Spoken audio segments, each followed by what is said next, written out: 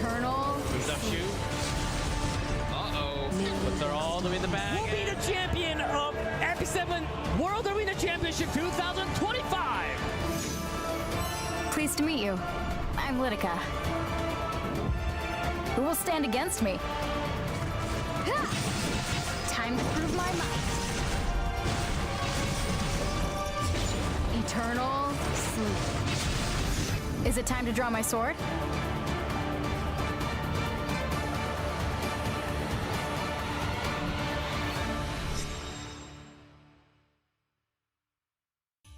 I shall lend my assistance.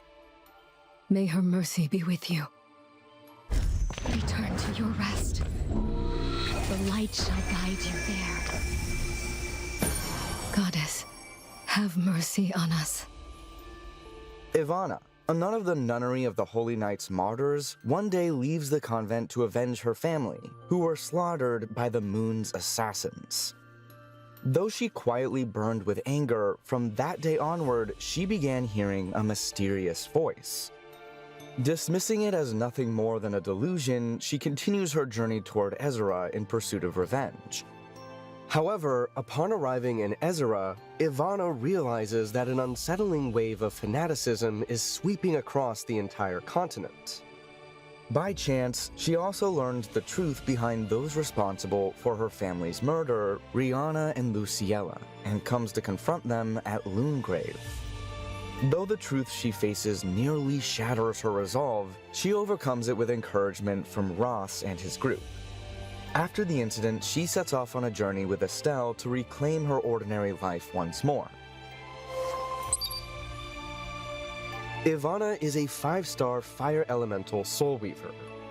She has high speed and effect resistance, and can increase her effect resistance further through her imprint concentration. Skill 2, Light of Repose. Unaffected by decreases to combat readiness. At the start of the turn, dispels immortality from all enemies and ignores effect resistance.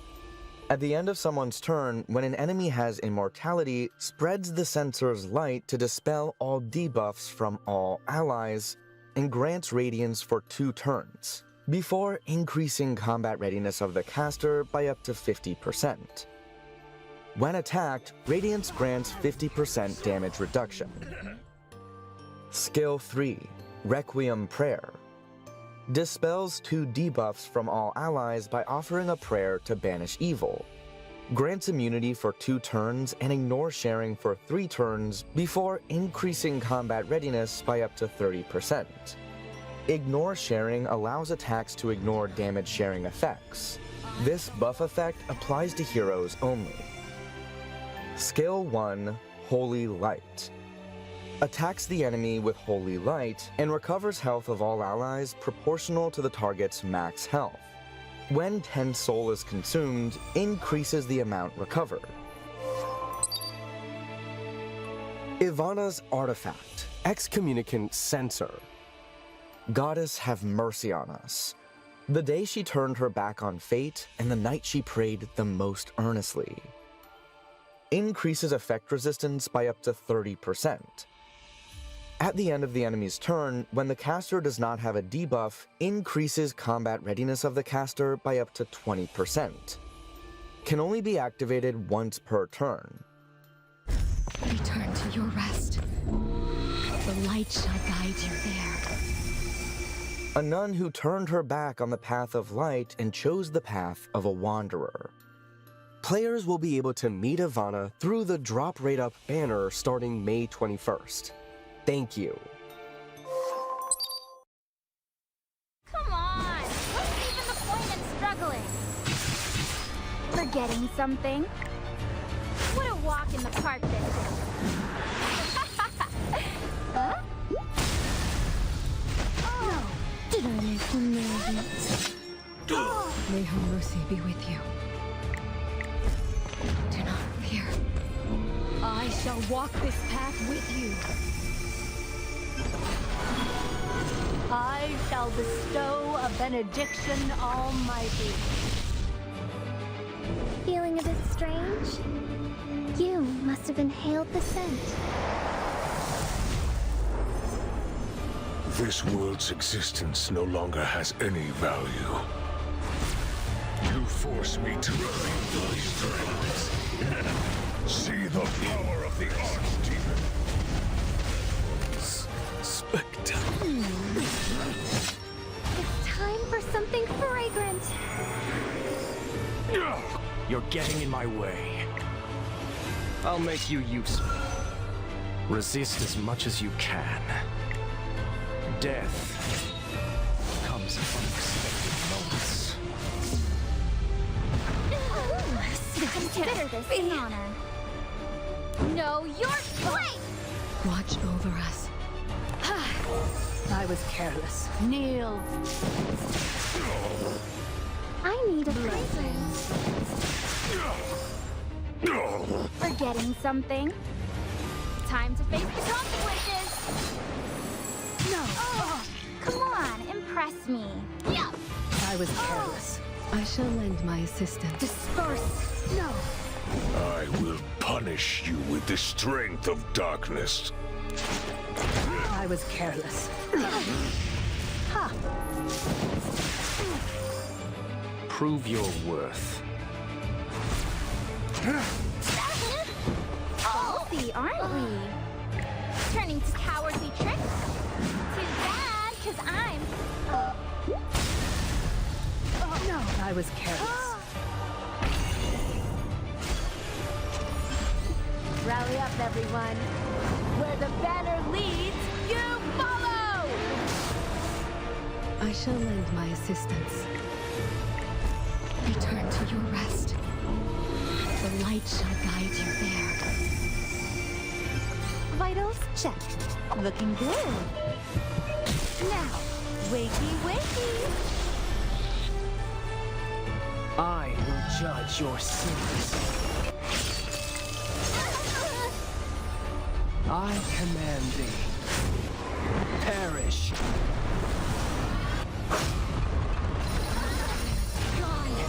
Let my guard down. You nearly delayed the inevitable. I'm still standing. Let my guard The down. audacity of these scoundrels. Become like the autumn leaves and scatter upon the ground. You'll be dealt with by the law. I should just try a bit harder. You're the new offerings. Nature is governed by cycles. It's merely your turn to disappear. Let's play hide and seek. I'm it! When I catch you, I'll maul you to shreds. I'm well aware of what you're planning. Is that all you had to show me? I'm still standing. Watch Can't over go us. on. Disperse. I'll lead the way. Quite slow. Not a chance. Listen when I ask nicely. Help! Oh, do you need me? Foolish weapon. Cheap tricks won't work on me. Let my guard down. Let my guard down. I'll wrap things up momentarily. Just...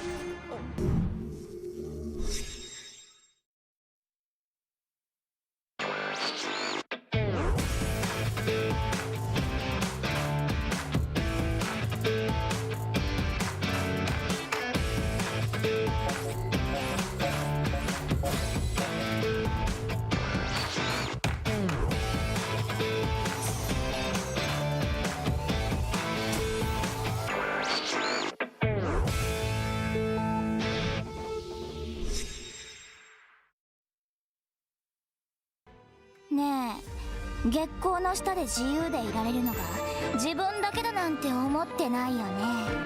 それってさ、リアンナたちが一番得意なことなんだよ。一つで二人、二人で一つ。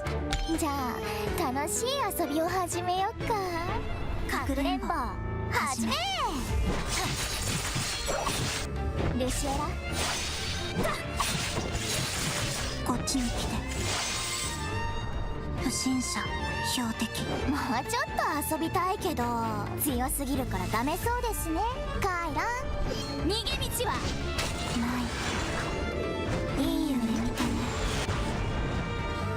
愛してるリアンナ愛してるルシエラ蝶がちゃんと見つけに行くから今日は一緒に遊ぼうね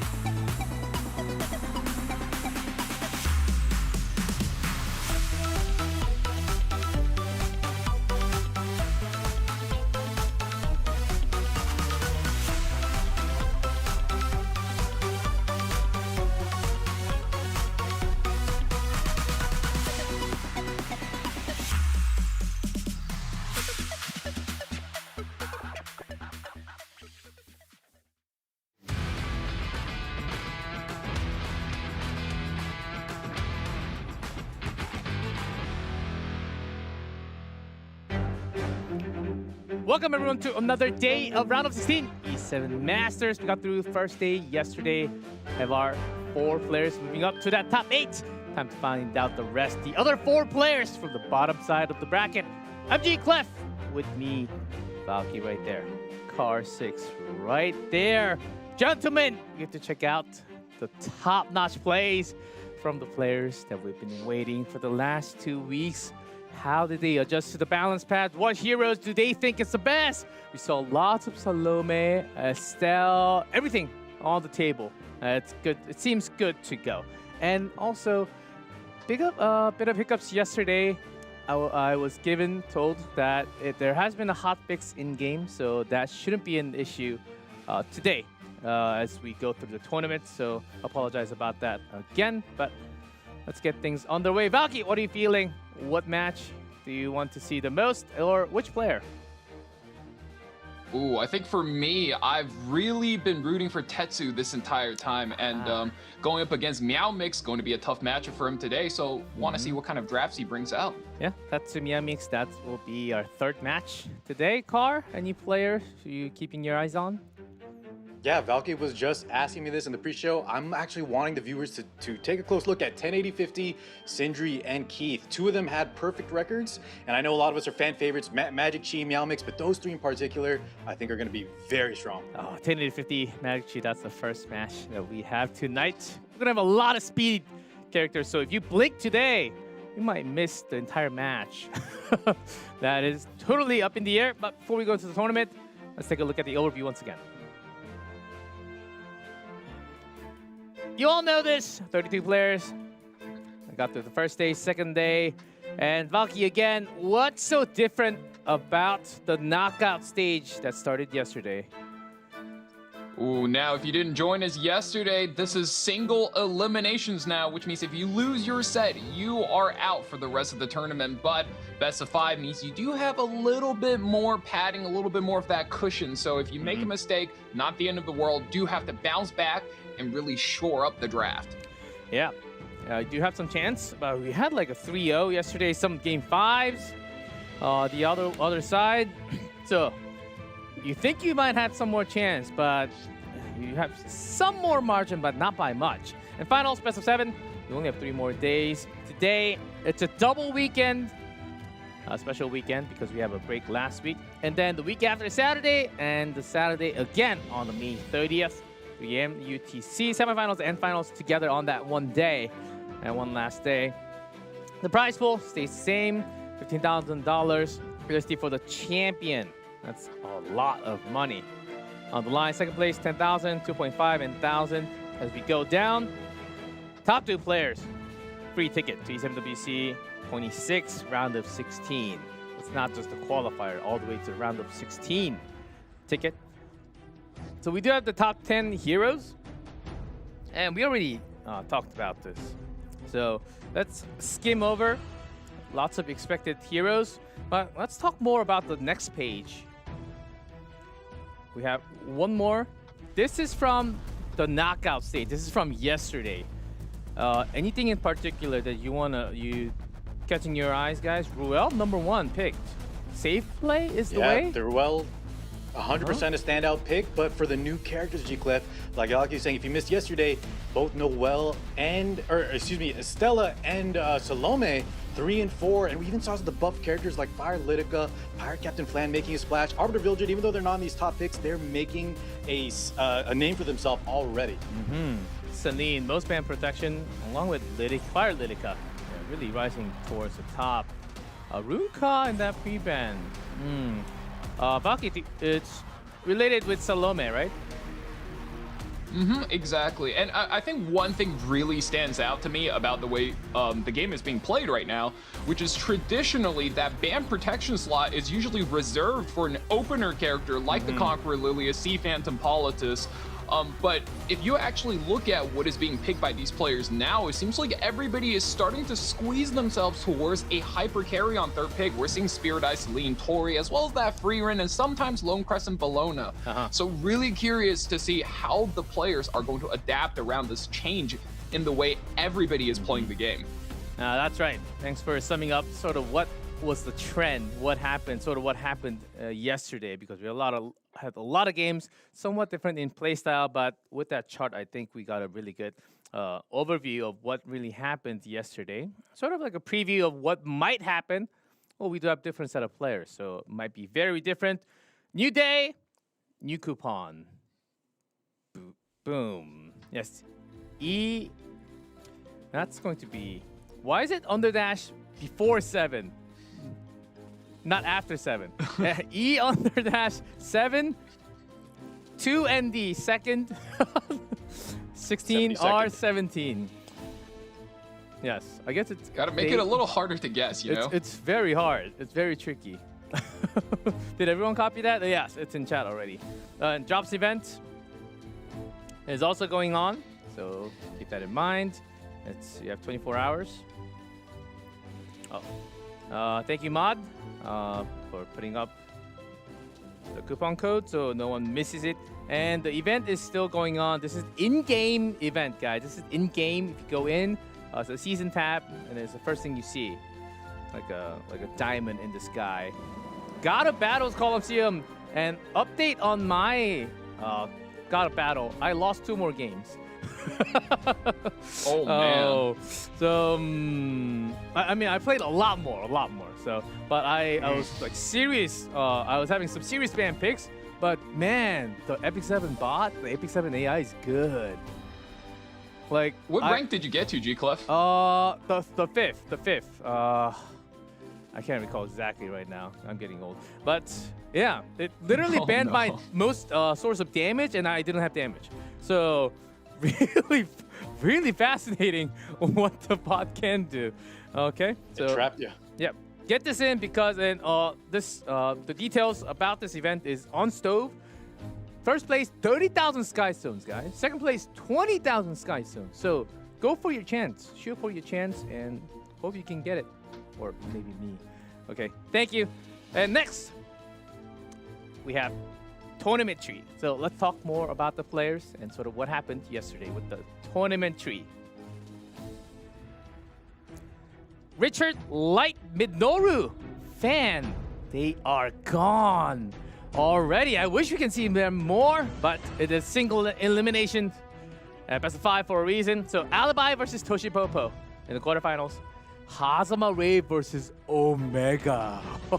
Oh man, what a spicy lineup for the quarterfinals. And time to find out what happened on the bottom. 1080-50 versus Magic G first match. Sindri versus Phantom. Second match, Tetsu versus Meow mixed.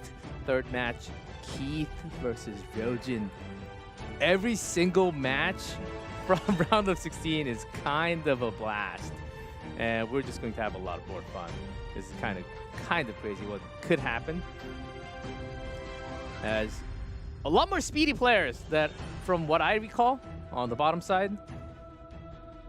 So let's see, I already gave you guys the predictions. My personal, I think, not my personal, but I think the chat was saying, a lot of the chat was saying Tetsu versus Meow mixed. They wanted to see that match as well. No, Light did not get cooked. Light actually played really well. It's a 0-3 on the paper, but if you go back, I mean, they really played well. The draft was kind of insane. Toshipopo really had his day, I would also say. So, yeah. Things are progressing. We're moving on. And next week, we're going to quarterfinals.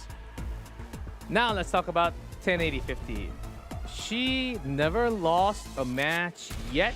And the power really comes from that small little icon on top left. Only a few set of people. It's hidden. It's hidden. It's very sneaky. Yeah, you can't tell what that is, right? You don't know what that is. 1080-50. What do we know? What do we know about this player so far? Baki? Well, I think she's one of the strongest cleavers coming out of Global, and this is, if you really like competitive series, probably the matchup of the night, because both 1080-50 and Magic Chi are top 10 players. 1080-50, she's a bit of a newer name in the scene, whereas Magic Chi has been like a top 10 player since the first season of RTA. He's a bit of an unk himself. So the energy edge goes to 1080-50 and the time zone edge goes to 1080-50, but the experience edge goes to Magic Chi. Oh, yes. But we've seen the matches from the groups, and she was indeed very strong, very speedy. Magic Chi, on the other hand, Car. Gotta give it to you, Magic Chi. We already know so much about this player, but been upgraded over the years. Oh yeah, he's definitely a veteran. He had a very good record beating both Wii and Jimbo 2-0, only dropping a set to Alibi, who we saw yesterday is an insane player. Can't count out against him, but I do think that experience will give him a slight edge. However, like Valky was saying, 1080 really might be the standout player of this entire tournament. So it's kind of a tough draw for him. No, it can be tough. Even if you have the equipment, if you have the speed, sometimes you might. If it's way too fast, sometimes you just can't catch up. So hopefully Magic Chi has some answers against that. Relative record 3-3, that's from spring season.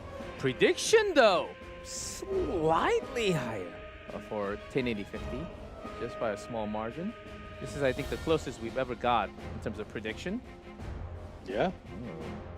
Bit surprising, I would say. I thought Magic Chi would get more votes, but we are in. First match of the night, 1080-50 versus Magic Chi. The bands are Notos, Lady of the Scales, Harseti, Iblis, as standard as it gets.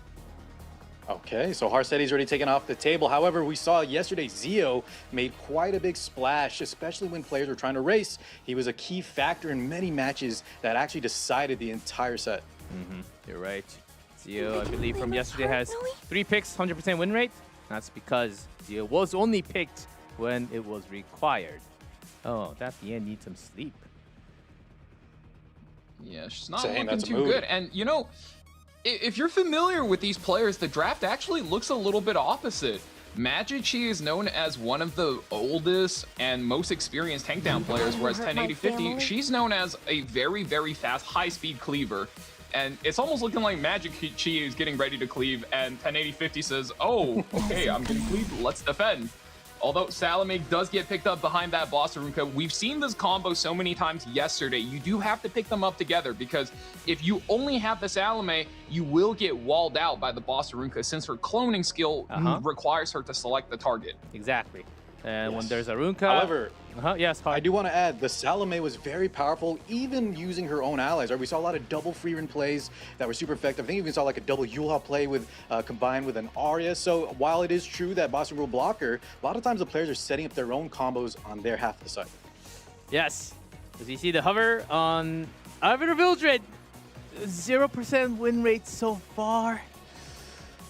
in the tournament of the knockouts. Only 3 times, but you know, maybe that's the reason why players are not picking him all the time. But here comes Magic Chi.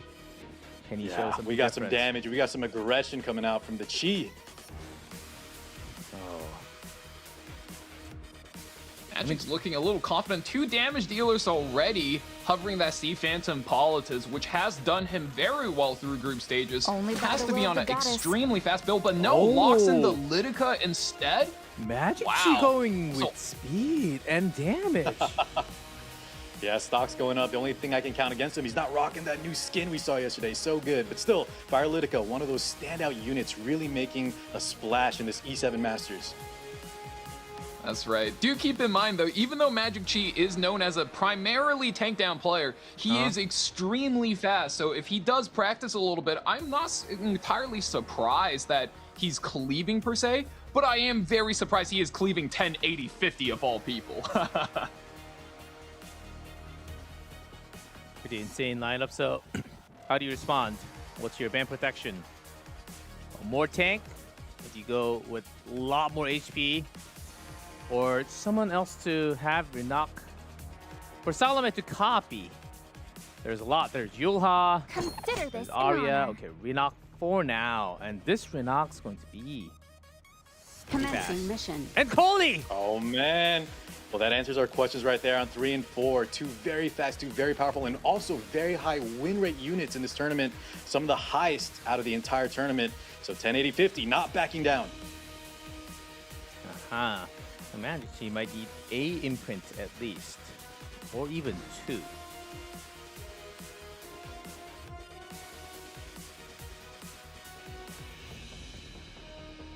Yeah, you saw 1080-50 take quite a bit of time there, thinking through that rotation, wondering if she should be racing Magic Chi, and she does opt into the race with the speed imprint to boot, and Magic Chi here actually backs out. I was going to say he doesn't have a lot of defensive utility, but if you stack both on 4-5, you got the counterattack from both of these characters, as well as the evasion aura from the Setsuka. It's going to be quite annoying to deal with. One miss could be catastrophic, since 1080-50 is running without a reviver. Yes, you're right.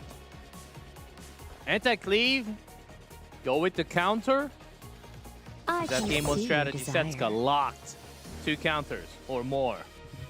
Available for Magic Chi now. fate? Mort has to be picked. That tech pick on 5. Most certainly gonna be banned out with the RB in kind. Oh, and an Arbiter Builder ban.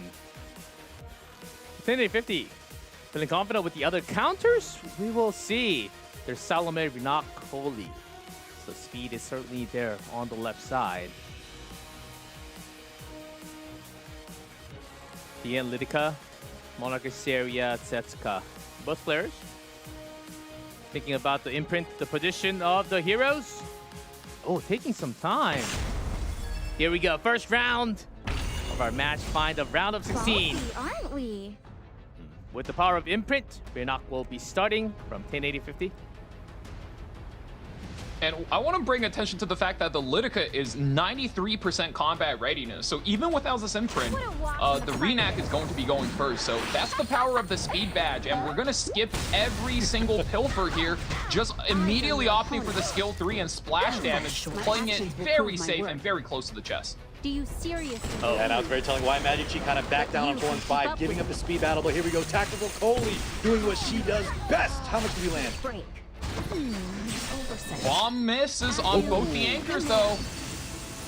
This should take down the Coley. And it stuns at the end, robbing her of the turn. Salome. Who do you clone into? It's a bit of a tough decision here since the Coley did miss stripping the immunity onto this here Setsuka. If he got the immunity, then the easiest thing to clone it would just be the DN, so you could seal the entire board. But here we're cloning the Ice Area. We're just looking to drop down on the injury. Once Fracture Stack in already coming in. I wonder if the Fracture Stack stays once the clone wears off. I guess we'll see. Uh-oh, that's 2 counters. Skill duel gone. Some extra damage and injury. With the Pressure is authority gone. that courses through this body, This one's gonna hurt a little more. 3 fractures on the side of Magic Chi, ripping it in response. Oh, sorry. It hurts. Come on, impress me. Just for knock. When the injury is already adding up against 1080-50. Pilfer is going to come in now. We're lowering the cooldown, Counterattack. but again, another double counterattack. Good that's by nice. Renak. You dare. Takes her down. Spirits. Yeah, Magic Chi's units are getting active. They want to win this 2v2 scenario now. Oh, Salome. And calls GG. Magic Chi takes game 1. Was this the homework? Was this the trap that he wanted to create? It could be. 1080-50 obviously known for their speed, right? She's very, very fast. Probably some of the best gear in the entire tournament. Magic Chi has that Litica on 3. Says, do you want to contest? Do you want to race me? Of course 1080's not backing down. Then he sets 4 and 5, 2 hyper carries that counter, that can evade. And as you saw there, right? If, you know, your turn doesn't go perfectly, even if you're taking first turn, you can definitely just come back with them counters. And one thing I want to point out is that this is actually a very indicative of a global server playstyle. You see Magic Chi posture for cleaves on pick 1, 2, and 3, and on 4, 5, he takes 2 pivots into slower characters. And 1080-50 following up does the same thing on pick 5. However, with the picks of 4 and 5 together, I mean, you can just ban out the 5th pick. So the advantage there definitely goes to the first pick player. Yeah, first pick, the Yen was the pick from Magic Chi. Banning RV eliminated a lot of damage, but still the counters were on for Setsuka and Iseria. Yeah, the Mort had to be banned out. Lost the first turn, but Magic Chi felt okay. A bit of back and forth. Big brain play. I can kind of see where the draft was going. Let's see if this can continue. Hold up.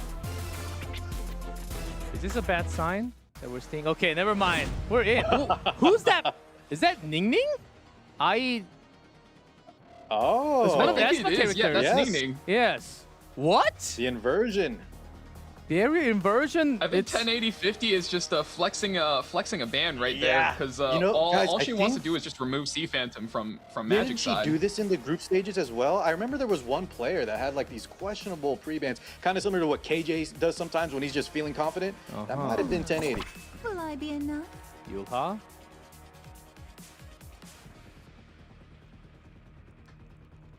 I haven't seen Ning Ning for the longest time. I know any of them, right? If you are talking barrier inversion, like we have Jewel Bazaar, who's can be seen as much better of a tier right now in the meta. Yeah, I just don't think that's an actual. I think 1080 just feels good. Doesn't need that other ban, I guess. I guess not. But we'll see what the cost is. And it's also a double blind ban on the Sea Phantom Politis. Is it time? Genesis Ross. All right, let's roll. Swift Secret. On the table. I like that combo a lot. Magic Chi being Genesis Raw pressured is a just little bit in strong the unit. draft right here. I was just gonna say Genesis Yeah, Raw, being you know, pressured. the immunity debuffs very powerful in round 2. So having that Swift Flag Bearer Cigarette on your side with the Genesis Raw is very good. But we were saying about being pressured, Val.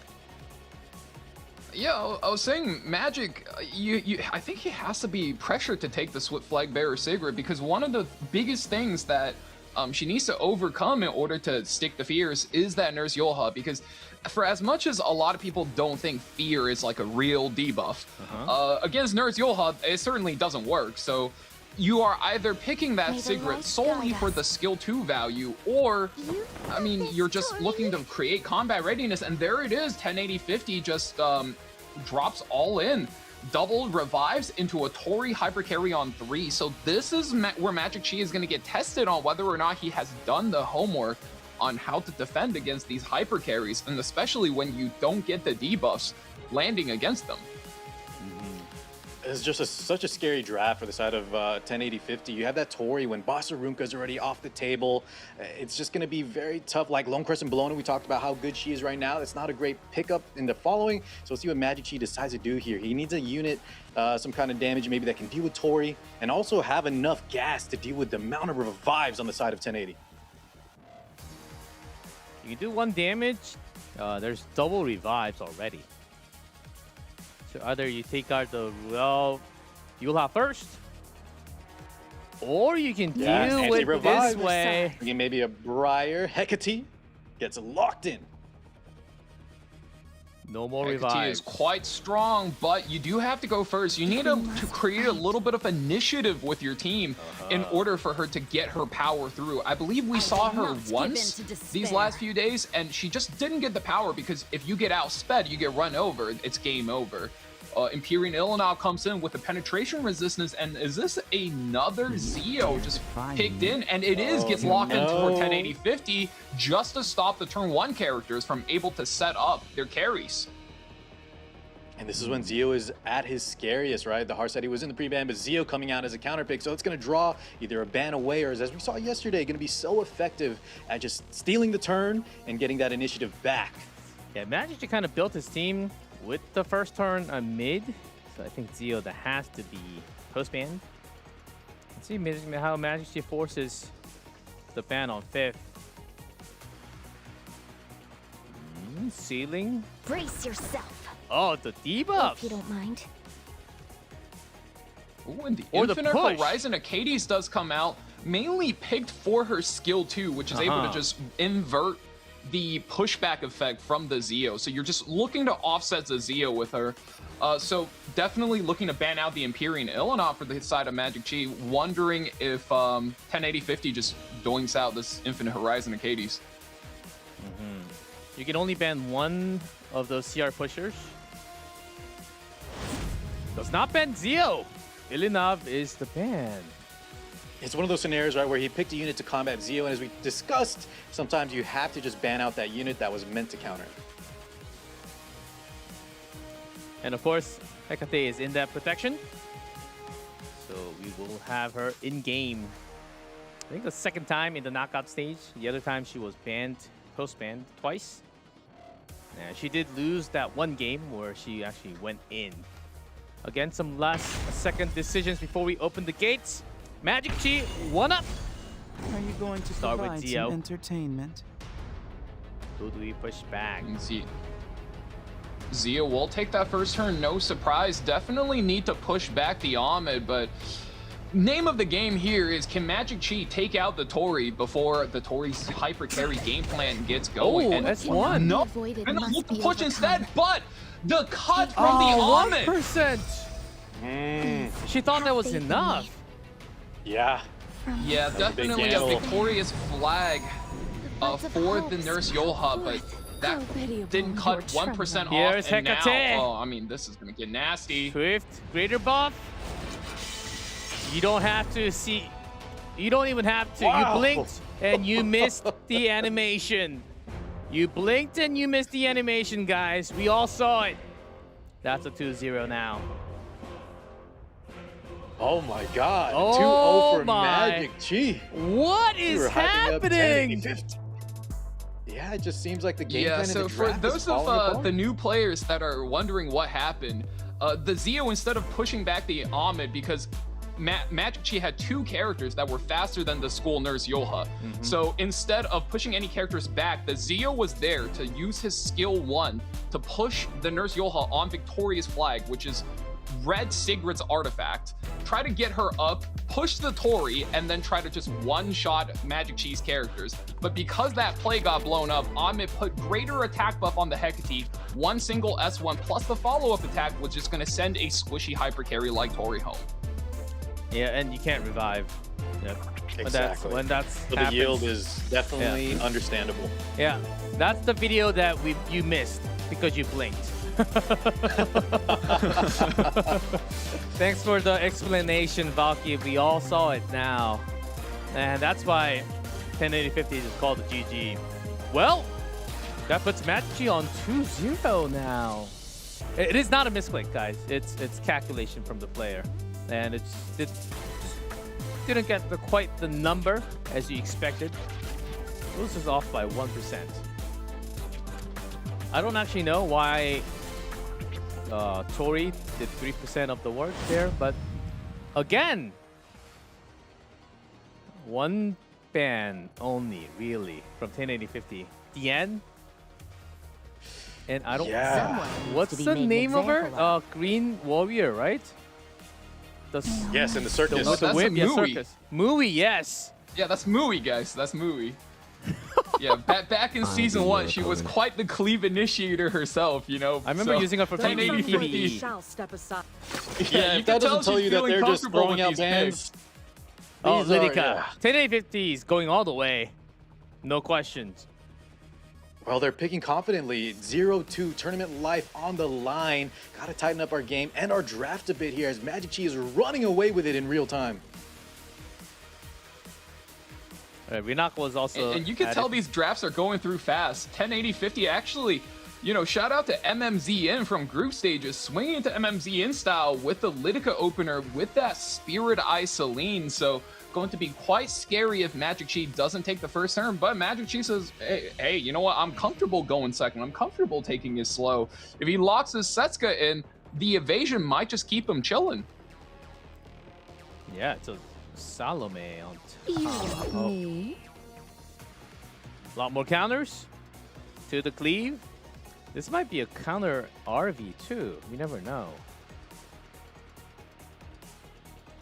Oh yeah, we've seen a lot of decrescent blades for those counters on the Artie. beyond Maybe the some sets as sky. well, but Elena on 4, that's going to put a stop to a lot of the AoE potentially. Lydica going to be pressured. Let's see what else 1080 has here. Yep. Really needs to get this win in. Yep. She's a Soul Weaver that reduces Yeah. down a lot of AoE damage. That's Falky.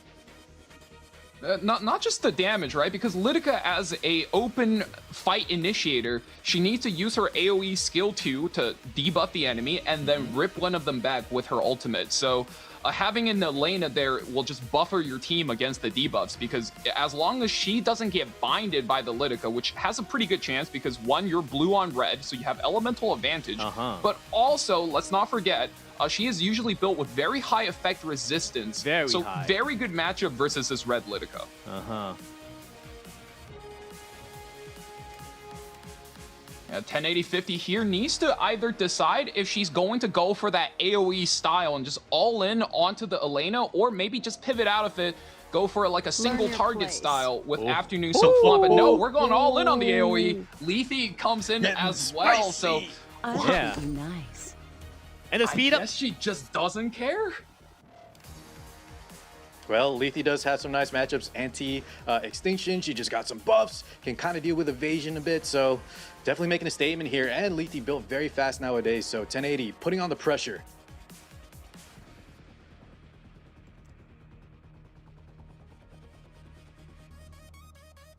The last Magic pick. needs to be a little bit careful here. He's looking to set up some kind of debuff to interrupt, and hovering the New Moon Luna, that's not a bad You idea. don't deserve my mercy. And does get locked in, so looking to seal and debuff 1080-50's team. New Moon Luna does not need to take first turn. She could be built quite tanky. Immunity set and her effect nullifier is going to keep her cool. And once she gets the turn, well, say goodbye to all your buffs. And your passives, too, to boot. How fast is this Lethe? This is not a team with Yulha where she can get back-to-back turns. Down 0-2. Bans are there. Elena and Spirit Eye Celine gets banned out. Elena takes prio over the New Moon Luna, and Spirit Eye Celine, we've seen how effective this unit can be. So Lethe's going to have to pull a lot of weight. 1080-50 set up a specific draft for her. Let's see if it pans out. Lethe could be really good against the Arvir Vildred. Yeah. He gets pulled all the way down to the Abyss. The Extinction. But this is the last life on the line for 1080-50. Heavy load on Lethe. Let's see. Lydica, 1% off. This is a fast Salome. Yeah, wow. Oh, That's a miss, close. though. Salome's going to be able to retain her turn. And a counterattack. Does land the blind, I believe, from Giving the me a artifact. headache. Skill nullifier keeps the team cool. Oh, that miss. That's gonna hurt.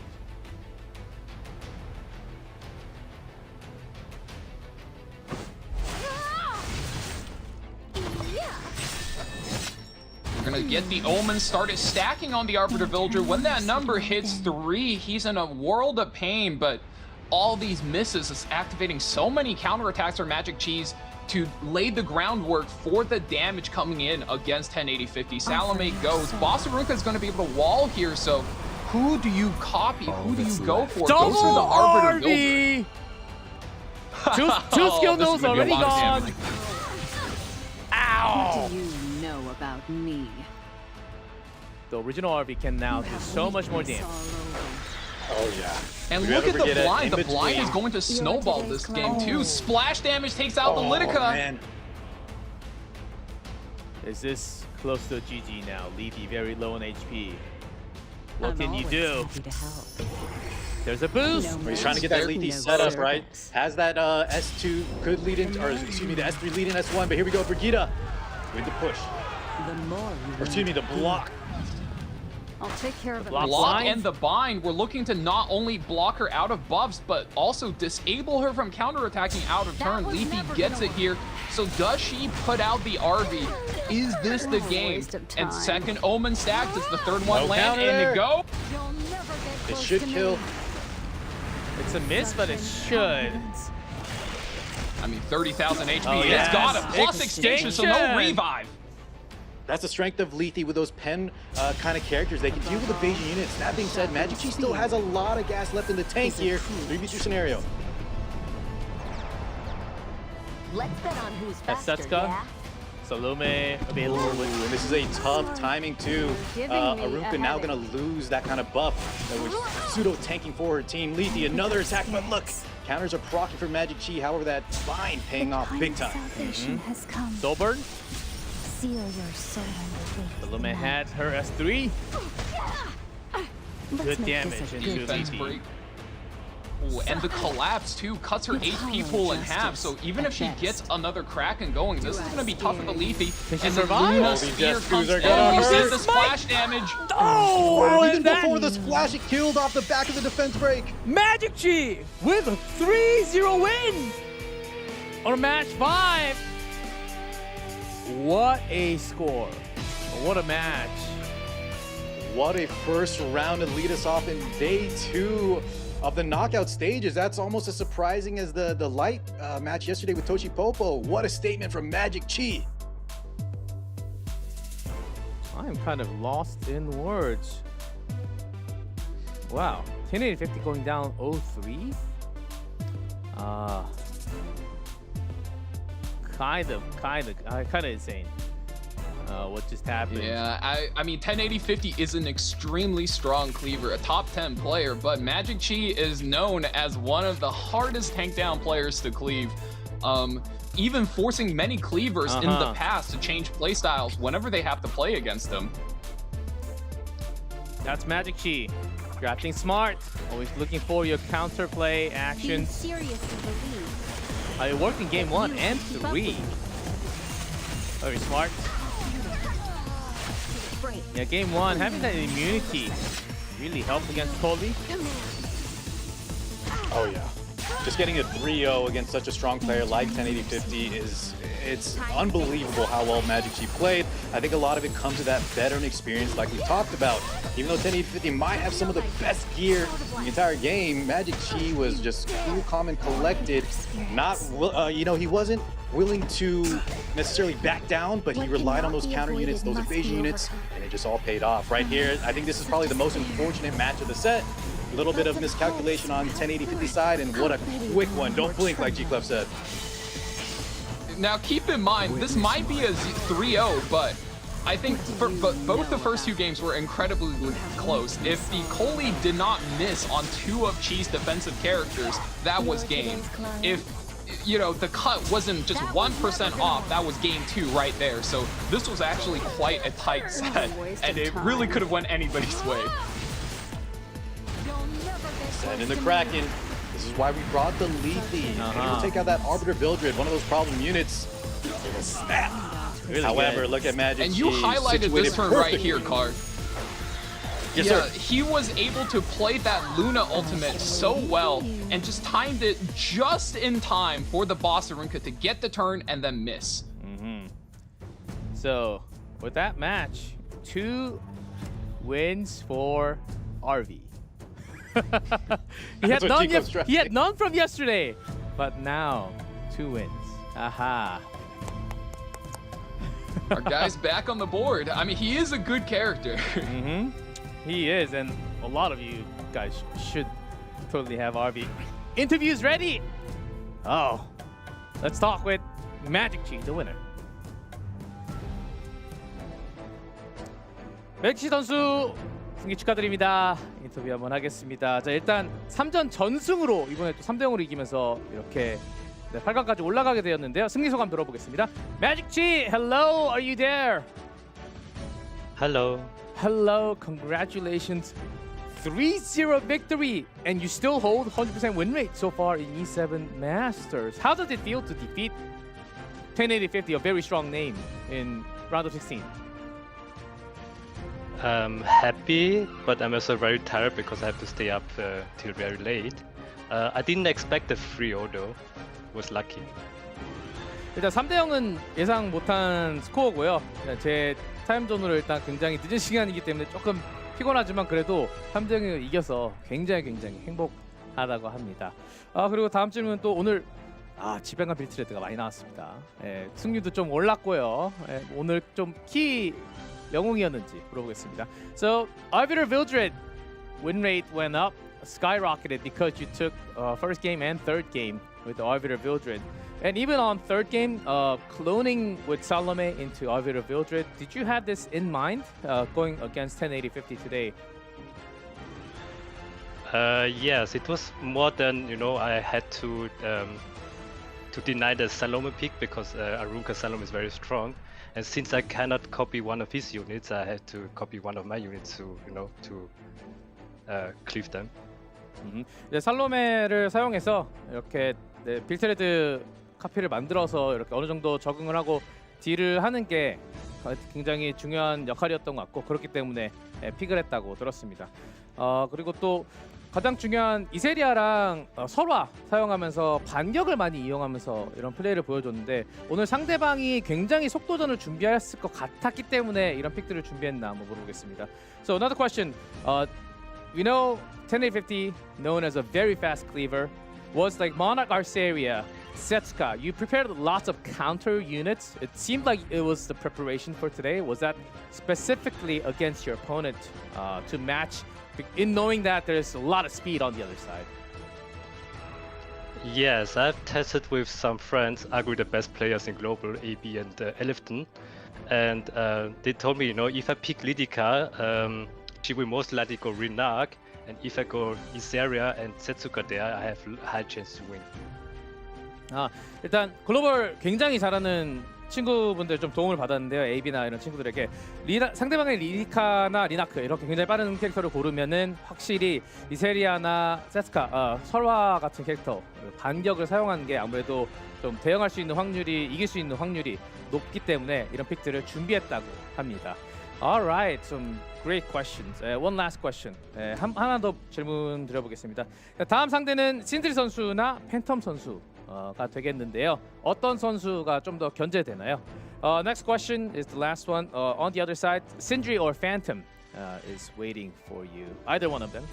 Who would you not like to face? It's quite obviously Phantom because he was the previous world champion. But at the same time, I would like to face it because I like challenges. But yeah, I hope the better player wins today.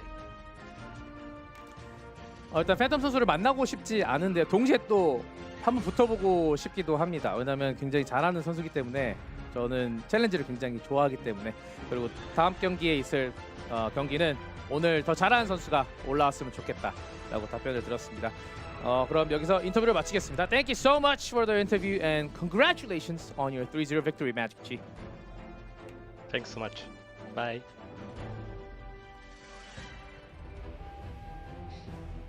Oh wow. Oh wow.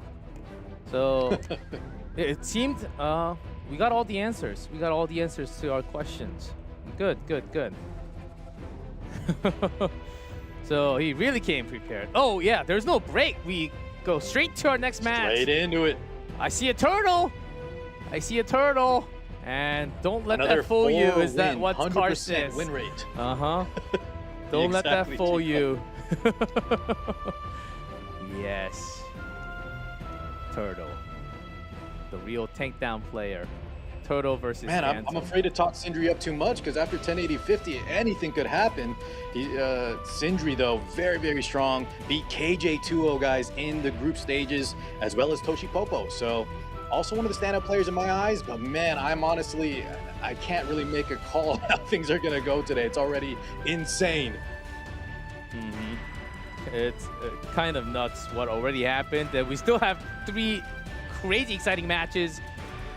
Phantom on screen, everyone. He did lose against Light, though. That was a big upset. We Went down talked to yesterday, low. right? Hazamaray, a previous champion, had a little bit of a shaky start, but Phantom, another champion, had probably one of the shaky starts out of all the competitors in the group stages. You said G-Clef lost to Light 0-2, and his next 2 matches that he won were very close as well, 2-1 in both of them. Yes, kind of nuts. What's happening so far in E7 Masters? Very fun. Now let's see what happens with this matchup. Phantom is known as one of the best out there. 0 games played against each other.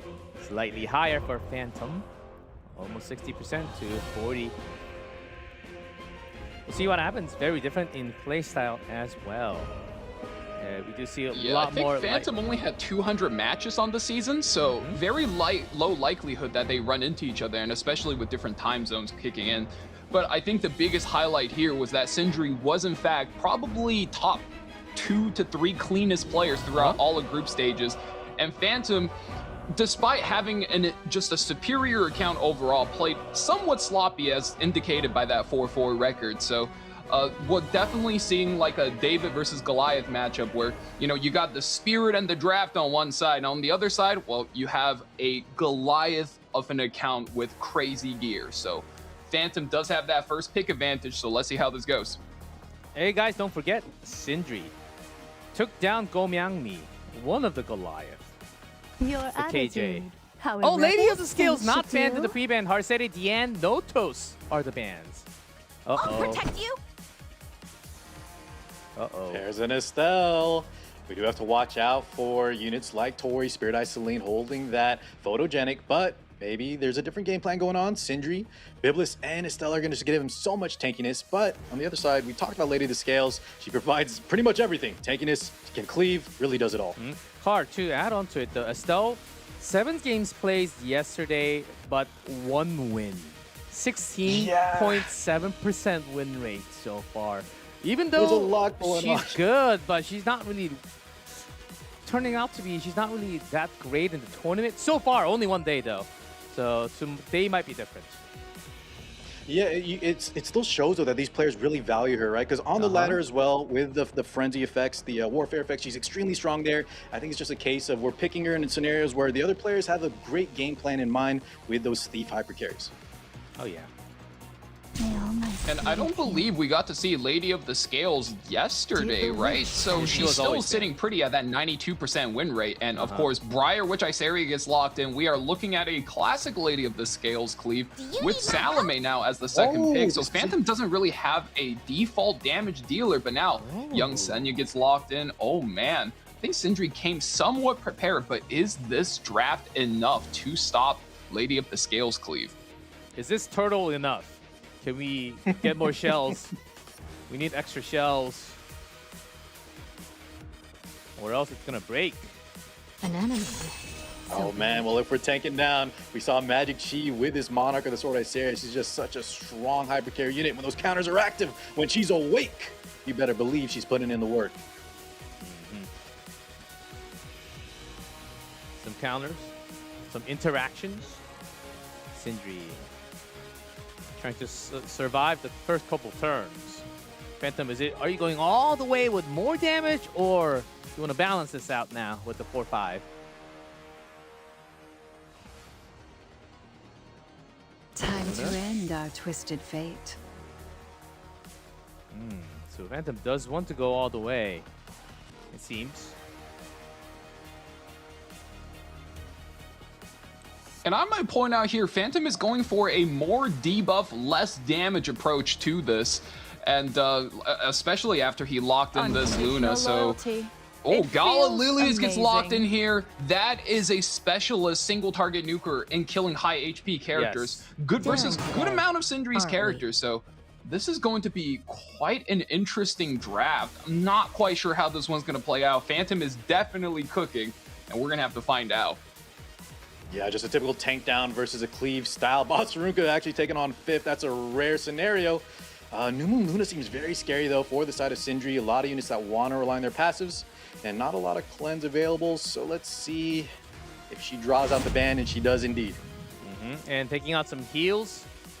And overall, everything does it all. That's Biblis. Gets taken out along with that New Moon Luna. So still left with a very tanky team, but are we okay on damage source? Estelle's counter, Saria counters, Runka defense breaks. And oh yeah, Sindri's got plenty of damage. And Young Senya also, somewhat of an interaction power.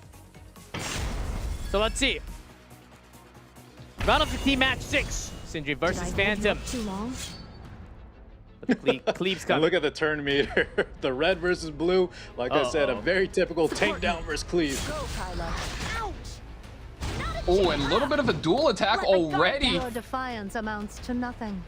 Activating one counter attack on that Estelle. A little bit of injury on the side of that Gala Lilius. And Lady of the Scales gets the combat readiness, will be cleansing her team up, gets the abundance damage out.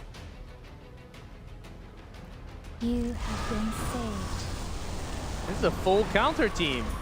Let's my copying plan. the Gala. Oh, rift through Twice. Great. Struggle. Try your best. Phantom. If one bite's not enough. Though it won't make a difference. Although. Oh, and the full tank Botsarunka goes down in a single hit. Is it my turn now? And the increased Don't attack. get any closer. I bite. This is different. Phantom. The Botsarunka being down means every character now is free pickings for this Gala Lilius. Let's see how much damage it takes out. Oh my goodness, the young Senya had no chance. So you've chosen to defy Back-to-back one-shots for the side of Phantom now in a dominating position. Any fears? Oh! Was that with Soulburn? Yes, right? Yes, for the AoE. Yep, Soulburn comes in and it lands both. Ooh, that can't be good. I dedicate my body. And the S3 comes along. Oh, one counter attack. Stay alert, no matter the foe. Well, you can't counter if you're dead. Yeah, Stell's still holding on, trying to give Sindri a fighting chance here, but oh man, the defense break is going to come through, and once this happens, the Gala Lilius is free to just cleanse, Estelle self-cleanse, really keeping herself in there. Loser. Oh, the fight. Man, and this Estelle really trying her heart out, but it's one of the scenarios she's weak in. Even though the opponent, you know, they have Lady of the Scales, just a lot of the damage is not doing enough. RGV, 1 versus 4. We'll get some cooldown reduction there on the S3 with that Soulburn. I'm sorry. You still have time to submit. Immortal? We need to bring Ivana I mean, right the now. Estelle can try, but I think, yeah, the next time Gala Lilius or Estelle gets the clone, just going to be able to rip that Estelle apart. GG called real fast. Phantom takes a quick 1-0.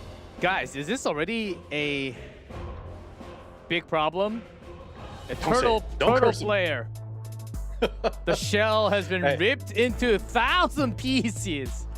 Gee, I want to talk to my boy Valky here for a second, though. Val, we were kind of talking about the Salome interaction, right, with Botsarunka. And while it is effective that Botsarunka doesn't let Salome counter or pick, you know, units on your side, man, she is just, all these players are using Salome in such a great way, especially in the cleave scenario. Right? I think that's where she's really shining, is just having that insane tempo lead at the start of these matches, either double Freerin, we saw double Yulaz, and now we got the double Gala of all things.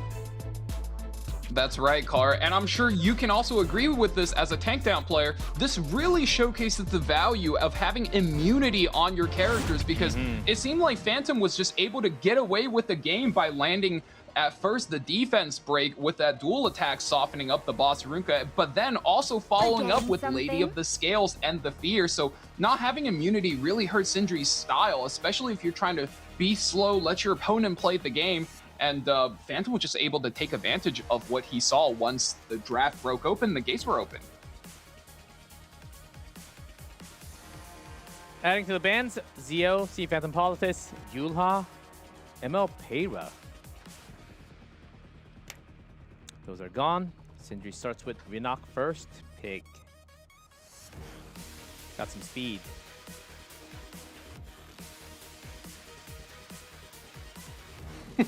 Interesting hovers, most certainly not the Tempest standby. Surin. That's more like it. A hot pick tactical Coley comes in. Freerin, G-Clef, you want to let the people know Freerin's stats as of yesterday's matches? Yes, yeah, 2,000% win rate. I've made it this far. So she's as strong as she is in the anime, huh? Freeman does hold 4 games from yesterday and 4 wins. Let's see. Oh, jeez. Christy. Christy also holds 100% win rate from yesterday, if I'm not mistaken. Do you have how many times she was picked? 2 times. So not that many, because it was only 1 day with just 4 best of 5s. We'll see. Lidica locked with... Oh. She hasn't been back in the metagame for a while, but Frida does give Lidica a guaranteed soul burn no matter what. So if she does come in, does get locked in here, that means no matter how much effect resistance you get from that Christie, the debuffs on this Lidica is going to land. That is a very, very sneaky play coming in from Phantom. So this Christie is what useless, has to bring in Bellion to delete the souls, which will be likely the ban. So what else can you think? It has to be a 100% force ban in order for the Bellion to survive. Imprint? Speed imprint? That would be surprising. I think you only take that if you have your opener on 3rd pick, so I'm sure this is just a placeholder hover. Yeah. No shot, Sindri. Wait, he's hovering imprints though. No, I'm not believing in Fire this. ring. Oh, shoot! Whoa, and he does! Wait, are we missing anything? Guys, roll your brain right now. Call out? I don't know if that, it's like that a means the Spirit bluff, Isoline like is on an opener build. No, that means Spirit Isoline is an opener. Up. Yeah. Yeah, so you have both the Renok and you have Spirit Isoline on high speed builds, and you're just hoping Phantom doesn't read it. And if you can ban the Tacticoli, outspeed, get ahead of him, that gets you a free win. But it's Phantom. I'm sure he knows this. He's a very seasoned high speed player. Phantom dealt with all the speeds out there. So Shuri imprint has to be gone. The free Soulburn, Frida banned out. Phantom had a pretty good read, doesn't let that go, but Bellion stays. Yeah, Bellion behind the Christie. It could be, we don't know what Christie's going to protect yet. That could be a very scary interaction. Here we go. Seals on the back. Street Isoline all the way in the does back. outspeed. This is looking like an Aki showcase, ladies and gentlemen. Oh boy. Yeah, once the storm settles, Aki is waiting. Yeah, and look at that. 2 characters ahead of his Phantom's entire team. That was, in fact, an opener. Spirit Isolation gets the push. This is a tech build. Steals the turn. Goes another Lidica. Knocks her out of the turn. Hang on a second. I think Sindri's cooking. 300 IQ. But a fragment of the everlasting man, Sindri takes out the Lidica, could not finish the combo. Aki does get the turn here. What does he do? What a strong start for Sindri. Phantom shaking in his boots. Here we go. Soulburn activated. Chains unleashed. Sure that not even ashes will remain. Scorch. A lesson to be engraved upon your Uh-oh, and that's a crit too. So we'll be losing 1 Soulburn's worth of HP on that character. Let's go, Phoenix. Stand aside. Berlin. Receive the baptism of fire.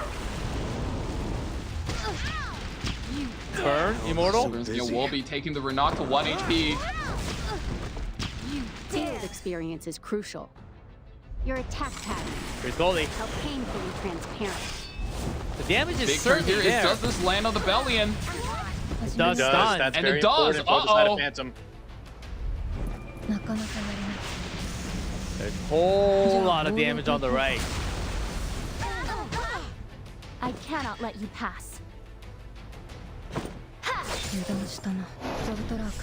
Sindri's not giving up, still trying. We're laying in a little bit of the damage on the free rim, but with the Bellion being stunned, no counterattacks going over to him. It's looking a little bit over, guys.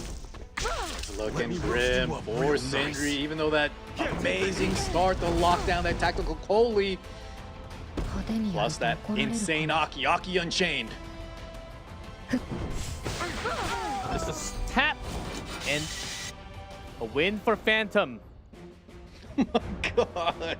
I can't believe it, guys. Freerin stays 100% win rate. Who could have guessed? Uh-oh. Wow, that really was a strong game. Phantom seems to be on a different level, a tier above. Yeah, it was a very tough game for Sindri to draft through. I think for an opponent like Gomi, I mean, Sindri was able to cook a little bit, but with Phantom, I mean, he's just going for the kill. You know, he goes for the throw. He says, I'm going first. I'm picking classic openers. I'm pushing my team above, and, you know, I'll just take you out like that. And I think the game plan is lining up for Phantom quite nicely. Guys, I don't want to say it, but could this be another 3-0? Oh my goodness. I mean, look, if we get another Aki showcase or something similar, I don't really mind how the score goes. Is it just me? Someone needs to be made an example of. Your Aki I'm lover. just surprised. But yes, Aki was definitely the highlight of the last round. Now we're moving into round 3. Basarunka and Salome, top picks. Yeah, as Magic Chi highlighted earlier, those two characters are a little too strong together, so you have to break up the combo. So with Sindri taking the Salome first, he has to be cooking something. There has to be something left in the tank where he says, I'll take the Salome first, and the draft is going to cover for herself. I'll punch right through the boss Arunka. That has to be the game plan. Yeah, for this entire match, Light Ruel has just been left out. A lot of aggression. I'll set the pace. Yeah. I mean, we already saw a little bit of flexing of some anti-revive mechanics. Here comes Tori, and that's going to be going into a Basarunka. That being said, Witch of the Mir Tenebria, threatening some crazy debuffs on that lock position. Won't be able to be banned out. Are you ready? Phantom feeling a little If they extra won't get room. out of the way, we'll Oh come my Luluka. god, we are off to the races. Oh, man. Can I give it a Phantom's trying to clean this one up quick. Sindri's definitely on the back foot here because the Witch of the Mir Tenebria does force your opponent to adapt, and one of the adaptation is, well, they can just speed up and all in you. Estelle does come through, and you really have to wonder, is that mitigation enough to keep Witch of the Mir Tenebria alive? And does he have a second pick that could somehow stabilize him? Ruel White, I think, is strong, but be careful. Top model Luluka nuke has that extinction, so if she does pick a target, Ruel will not be able to bring them back. And Hecate from Phantom. Plenty of damage. Wow, so aggressive in all 3 games. Yeah, and I love it, G-Clef. As soon as he saw that Witch of the Mir on 3, he goes, are you sure about that? I can just outspeed and kill, and here he is showing he has some game plans ready, even for the likes of Ruel. Painless. And second And Hecate of Hecate the gets day. locked in. Wow. Really packing him up here, saying you do not get any form of revive. And on top of that, still bans the Ruel. just in case. We don't want to get any kind of recovery shenanigans here. If I kill a unit, they better stay dead. That's what Phantom's saying. It's also a little scary. It means he's comfortable with the top 4, but here we go. Phantom up 2. Scared, are you? Talmud Luluka was close, 4% off, but got Vildred to cover up. Don't take your eyes off me. All right, let's do this. Speed up. Phantom. Who do you pick on first? This is just perfect. I've been waiting to try out these new. Estelle's First hit into the Estelle. Shouldn't get the kill, but quite a bit of damage goes through. Vildred with the follow-up takes the Estelle. Oh my goodness. Wow! Immediately, and we're gonna go for the skill too, just going for all-out aggression, the damage. Vildred Doesn't one even more matter hit. that we resisted that D break. Here we go, Vildred ready to clean up. Slashes there, All Tori. that's left is Tori-chan about to get hit with a signpost. Sindri did not get a Goes turn. for the Soulburn dual attack, takes her right out. Phantom with a 3-0 win. Oh my goodness, guys, what's happening today? I'm speechless. I might not have enough questions for the interview. All I can say, G, is I kind of talked up 1080, 50, and Sindri, and both of their opponents knocked them out with a sweep. So, yeah, I'm going to keep my predictions a little on the down low from here on out. Yeah, do we at this point not talk up any players anymore? Because these players just look so different last week compared to this week. Phantom looked like a brand new player. He just took Sindri out for a walk. What happened? You know, I'm scared Valky, because I was hyping up Tetsu earlier, and now I'm saying, you know what? Let's go. I think both Meow Mix and Tetsu are strong players. Let's, you know, get a clean set, take it to game 5. Let's get some more games out here tonight. Make it a longer night. What's going on? I'm wondering if maybe, because you said it exactly right. The players that were kind of struggling in the group stages are now just so dominant, so strong. Maybe they just had more practice, especially with that big shift that we had from the group to the knockout stages with the newer characters. Estelle, I think, G-Clef, back me up here, now has like a 0-9 record. Which one? Oh no, Estelle? not like this. Estelle, yeah. 1 and 8 now. Oh, yeah. 1 and 8. Okay, so she got a win on the board. Yeah, 1 and 8. It was 1 and 6. So. You should feel But honored. honestly, like, what I'll give you can you orders. tank? Like, what hero you've can tank chosen to against this defy it? type of comp from Phantom? Can anything survive? Fate cannot be altered. I don't know. It has to be either Yulha, superhumanized, or else it's just one Brook no bomb. falsehood. Yeah, and this game was just the Aki showcase. I mean, the moment he gets a turn, and if he gets his soul burns through, he's just an absolute beast. Ignore resistance on everything. He even lost a little bit of HP here, which you never want to see as Aki. And look at that damage. Pop! He's just so good when it comes to trading against opponents. As long as he maintains that, I think it's 51 HP, no sweat off his back. As that ignore Yarp, Valky said, very key in interrupting that game plan from Sindri, because Sindri wasn't just trying to tank down here, he had a good game plan. I think he even caught Phantom by surprise within the draft. But that Aki showcase, man, plus that stun, tactical Coley with the support.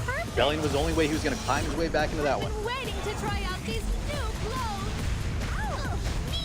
You have nothing left. And looking at this match with the draft, you have to think the guys who were not super clean week 1, I think they had that dog in them. They really came into this week and they're like, okay, I gotta look way better than I did. So it's possible they went harder, but I mean, this is a very major tournament for EpicSeven. You have to assume every single player came into this prepared, practiced, and they took everything into the lab. And now a lot of them gotta go back to the lab and really see, okay, was that strategy the right play? And did they do their scouting correctly? It's kind of crazy what Phantom was able to do. Phantom was locked in and ready. We can tell that both of them did their homework, prepped, but Phantom maybe just had an upper hand so much that he could just press down with the weight that he had, with the account number that he has. Now we all have account power number, I could say. What's the official term? Not the power number. The glory index, I believe. The glory index, yes. This arrow thing you see on the next to your level on the top. Now you have the numbers officially from EpicSeven, which I think is pretty cool. Pretty cool. So without the interview, it's a really quick interview with Phantom. Let's get to hear from our winner. Hello, Phantom. Are you there? Phantom 选手在吗？在的。 Oh, Phantom, good to hear from you. Congratulations on your first win of round of 16. First of all, how does it feel to have that great win? 팬텀 선수 이렇게 오랜만에 또 목소리를 듣게 됐습니다. 오늘 3대 0으로 엄청난 빠르게 승리를 가져갔는데요. 소감이 어떠실까요? 那 Phantom 选手你以3比0获胜了，那恭喜你。那请问一下获胜的感想如何呢？感觉心情非常的激动吧，为这个比赛也做了很多的准备，针对对手做了不同卡的调整。 일단 우승을 해서 정말 기분이 좋습니다. 그리고 저는 이번 대회를 위해서 정말 많은 준비를 했는데 그 많은 준비를 했는 거에서 좋은 결과를 얻은 것 같습니다. So it feels really good to have a win today. I did prepare a lot for today's matchup and also the tournament, and it feels really good to actually come out with the win with the amount of preparations. Oh, good to hear from you. We could tell. So let's talk about the preparations that we thought what we saw. Gala Lilias and Salome that copy broke through the defense of that shell of the turtle. Was that all prepared specifically against Sindri today? 오늘 연애 릴리아스랑 살로메가 이렇게 카피까지 하면서 방어를 완전 뚫어버렸습니다. 그 뱀픽이 오늘 신드리 상대로 정확하게 준비가 된 픽들이었나요? 那今天你选择的英雄有夜宴莉莉亚斯跟沙洛美，那请问一下，这是特别为了跟 Sindri 相对有做准备的吗？是的，是的，我专门做了一个非常高输出的莉莉亚斯，配合萨洛美，就是应对一些乌龟阵容嘛。 네, 저는 신드리 선수 상대로 이 두 영웅을 선택을 해가지고 스피드 방면에서도 그렇고 이런 거를 이제 토대로 이제 저는 준비를 했습니다. Yeah, I prepared my strategy against Sindri, especially in this way of having maybe Gala Lilias and also Salome to copy, to have some speed and also to find out a way to actually break through. That was the strategy. Was Gala especially for the damage. Yeah, we could tell.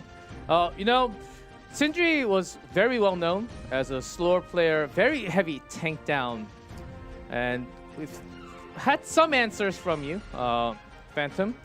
What's your recommendations to, if you don't have as much speed, what would you recommend playing against this turtle type of player? 저희 이렇게 신드리 선수가 굉장히 체력 많고 이렇게 좀 천천히 느리게 가는 영어로는 터틀 플레이, 어그로 플레이라고 하는데 이런 스타일을 가진 선수를 상대할 때 꼭 촉대기 아니더라도 이런 좀 팬텀 선수의 뭔가 키 이런 좀 뭐 어떤 다양하게 조합을 가져갈 수 있는 그런 답들이 있을까요? 좋은 조합을 어떤 조합을 가져가면은 이렇게 터틀 선수를 상대로 할 때 좋은 결과를 가지고 있는 뱀픽이 있을지 궁금합니다. 那像 Sindri 选手的话，他是以比较慢为攻击的选手。那请问一下，那对于这种相对的选手，请问一下，你有推荐的什么 BP 吗？或是有推荐的一些技巧或是策略吗？我想一下，我觉得还是以控制和爆杀为主吧，要不就灌伤害，要不就控塔。일단 제 생각에는 이런 상대 선수를 상대했을 때는 컨트롤 부분이 조금 더 전략적으로 좀 맞지 않나 싶습니다. Yeah, I think controlling the opponent is, I think, the better strategical way of solving against the turtle players was the answer. And the last question, of course, you're also the previous champion, and Hazama Ray also went up yesterday. So, do you think you can go all the way and become the champion again? 일단 전 우승자로서 반대편에 또 하자마레이 선수가 올라갔습니다. 네. 목표는 어디일까요? 어디까지 갈 목표로 하고 계신가요? 那像你会跟哈萨马尔选手相对，那请问一下，你的最终目标是哪里？到哪里呢？目标肯定还是冠军。因为我想证明一下自己，从22年以来，就是一直也没有取得什么成就，在国内一直被说成他在软脚虾嘛。然后最近状态也是回暖了一些，想证明一下自己吧。 일단 당연히 저의 저의 목표는 우승입니다. 그리고 제가 계속 더 노력을 해가지고 더 좋은 모습으로 계속해서 우승으로 달려가겠습니다. Of course, my goal is to win to become the champion, and I will continue to strive to show better performance until the last, till how far as I can get in this tournament. Thank you so much for the interview, Phantom, and best of luck next week. 팬텀 선수 인터뷰 정말 감사합니다.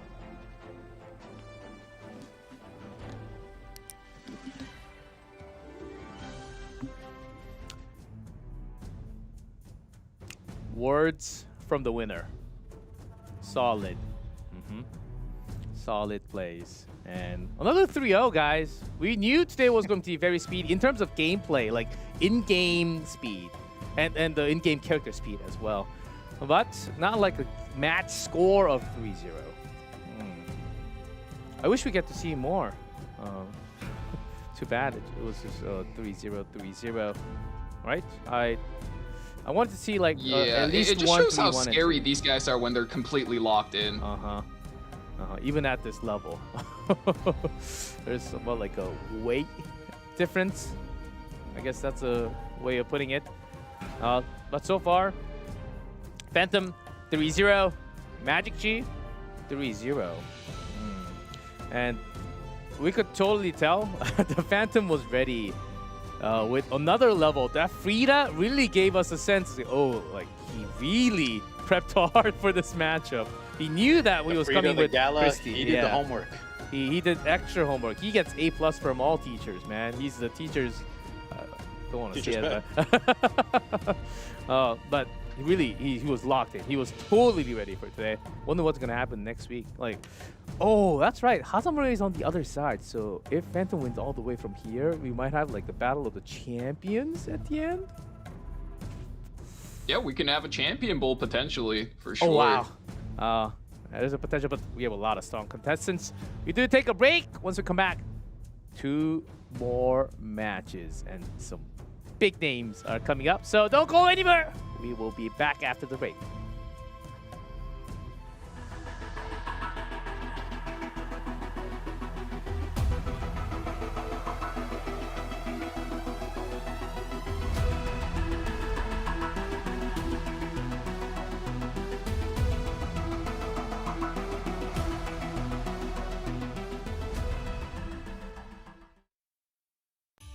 I shall lend my assistance. May her mercy be with you. Return to your rest. The light shall guide you there. Goddess, have mercy on us.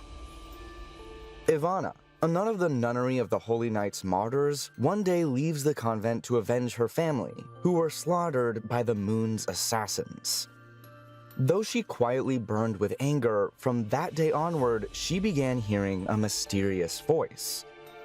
Dismissing it as nothing more than a delusion, she continues her journey toward Ezra in pursuit of revenge. However, upon arriving in Ezra, Ivana realizes that an unsettling wave of fanaticism is sweeping across the entire continent. By chance, she also learns the truth behind those responsible for her family's murder, Rihanna and Luciella, and comes to confront them at Loongrave. Though the truth she faces nearly shatters her resolve, she overcomes it with encouragement from Ross and his group. After the incident, she sets off on a journey with Estelle to reclaim her ordinary life once more. Ivana is a 5-star Fire Elemental Soul Weaver. She has high speed and effect resistance, and can increase her effect resistance further through her imprint concentration. Skill 2, Light of Repose. Unaffected by decreases to combat readiness. At the start of the turn, dispels immortality from all enemies and ignores effect resistance. At the end of someone's turn, when an enemy has immortality, spreads the sensor's light to dispel all debuffs from all allies, and grants radiance for 2 turns, before increasing combat readiness of the caster by up to 50%. When attacked, Radiance grants 50% damage reduction.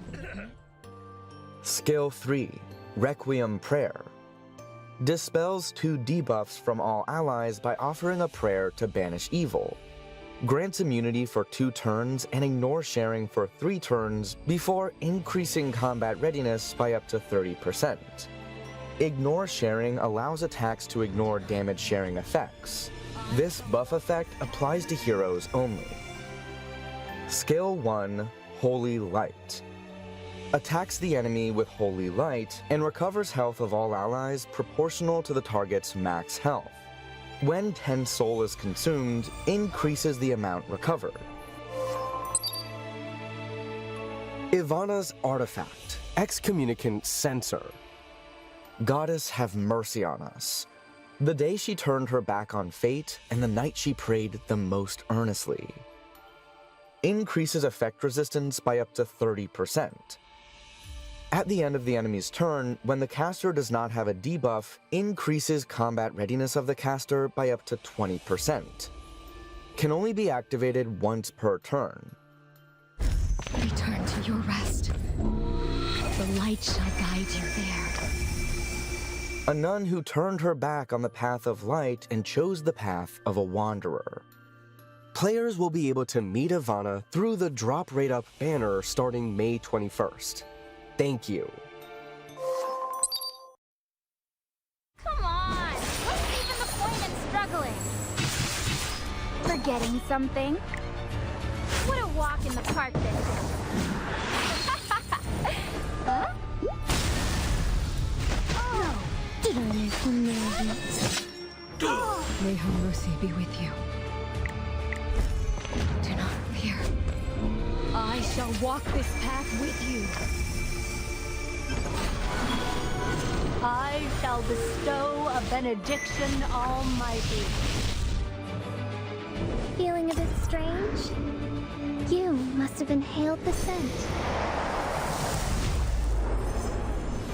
This world's existence no longer has any value. You force me to repeat those strengths. See the power of the Archdemon. Spectre. It's time for something fragrant. You're getting in my way. I'll make you useful. Resist as much as you can. Death comes in unexpected moments. Consider this an honor. No, you're right! Watch over us. I was careless. Kneel. I need a fragrance. Forgetting something? Time to face the consequences! No! Oh, come on, impress me. Yeah! I was careless. I shall lend my assistance. Disperse! No! I will punish you with the strength of darkness. I was careless. Ha! Prove your worth. Ballsy, aren't we? Turning to cowardly tricks? Too bad, because I'm... No, I was careless. Rally up, everyone. Where the banner leads, you follow! I shall lend my assistance. Return to your rest. The light shall guide you there. Vitals check. Looking good. Now, wakey wakey. I will judge your sins.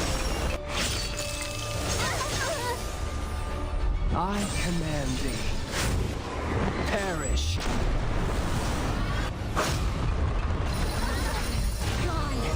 Let my guard down. You nearly delayed the inevitable. I'm still standing. Let my guard The down. audacity of these scoundrels. Become like the autumn leaves and scatter upon the ground. You'll be dealt with by the law. I should just try a bit harder. You're the new offerings. Nature is governed by cycles. It's merely your turn to disappear. Let's play hide and seek. I'm it! When I catch you, I'll maul you to shreds. I'm well aware of what you're planning. Is that all you had to show me? I'm still standing. This body can't go on. Disperse. I'll lead the way. Quite slow. Not a chance. Listen when I ask nicely. Help! Oh, do you need me? Foolish weapon. Cheap tricks won't work on me. Let my guard down. I'll wrap things up momentarily. Just...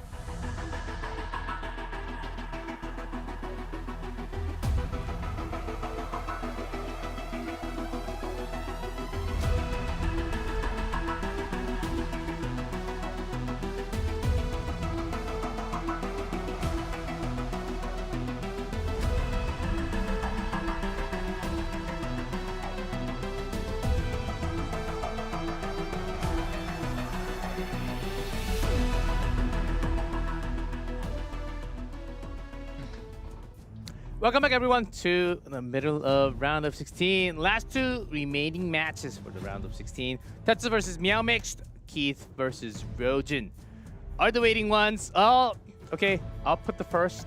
Coupon. While we have the coupon 05, now EpicSeven E7M. I don't know what that means. Valky, first one. Tetsu versus Meow Mixed. Who wins? Oh, Three, I'm so scared to talk about one. it. Tattoo. I like him. Okay. Okay. Very biased. Nice commentator. Car. Keith versus Rojin. Who wins? Keith. Keith. Okay. We're seeing left side. All right. Okay. So far, 3-0. 3-0. That's been the score. And it's for the lower bracket. It's from the people that came out of the losers bracket. Something very important to note. And I'll say Meow Mixed and Rojin. I actually already have that marked. Really? Yeah, since yesterday. This paper stayed since yesterday on the desk. We'll see. So, half and half from you guys and myself. Oh, you guys have been waiting for this matchup? Oh, yes. We have let's take a updated look at the tournament tree. Magic Chief Phantom will be a match too that you cannot every single match, to be honest, like you just cannot miss. Alivai Toshipopo, Hazama Ray Omega, Magic Chief Phantom, it just gets better and better. These names cannot be ignored at any second. Looking at the last two matches, Tetsu versus Meow Mixed, Keith versus Rojin. Let's see who comes out on top. And We're facing against each other in the quarterfinals. Yeah, that's a tournament tree. We had some predictions from the commentators as well. Here he is, Tetsu. 4-1. One win against Slowly, and another from CYY. Free and run we can love. see from his most ban protected slot, he does have that free run. And I like to remind us, he is the originator of picking a hyper carry on 3. All of these other playstyles that we've seen with Spirit Eye, Celine, Tori, Malona on 3 are all spin-offs of something Tetsu did as a very low spending player.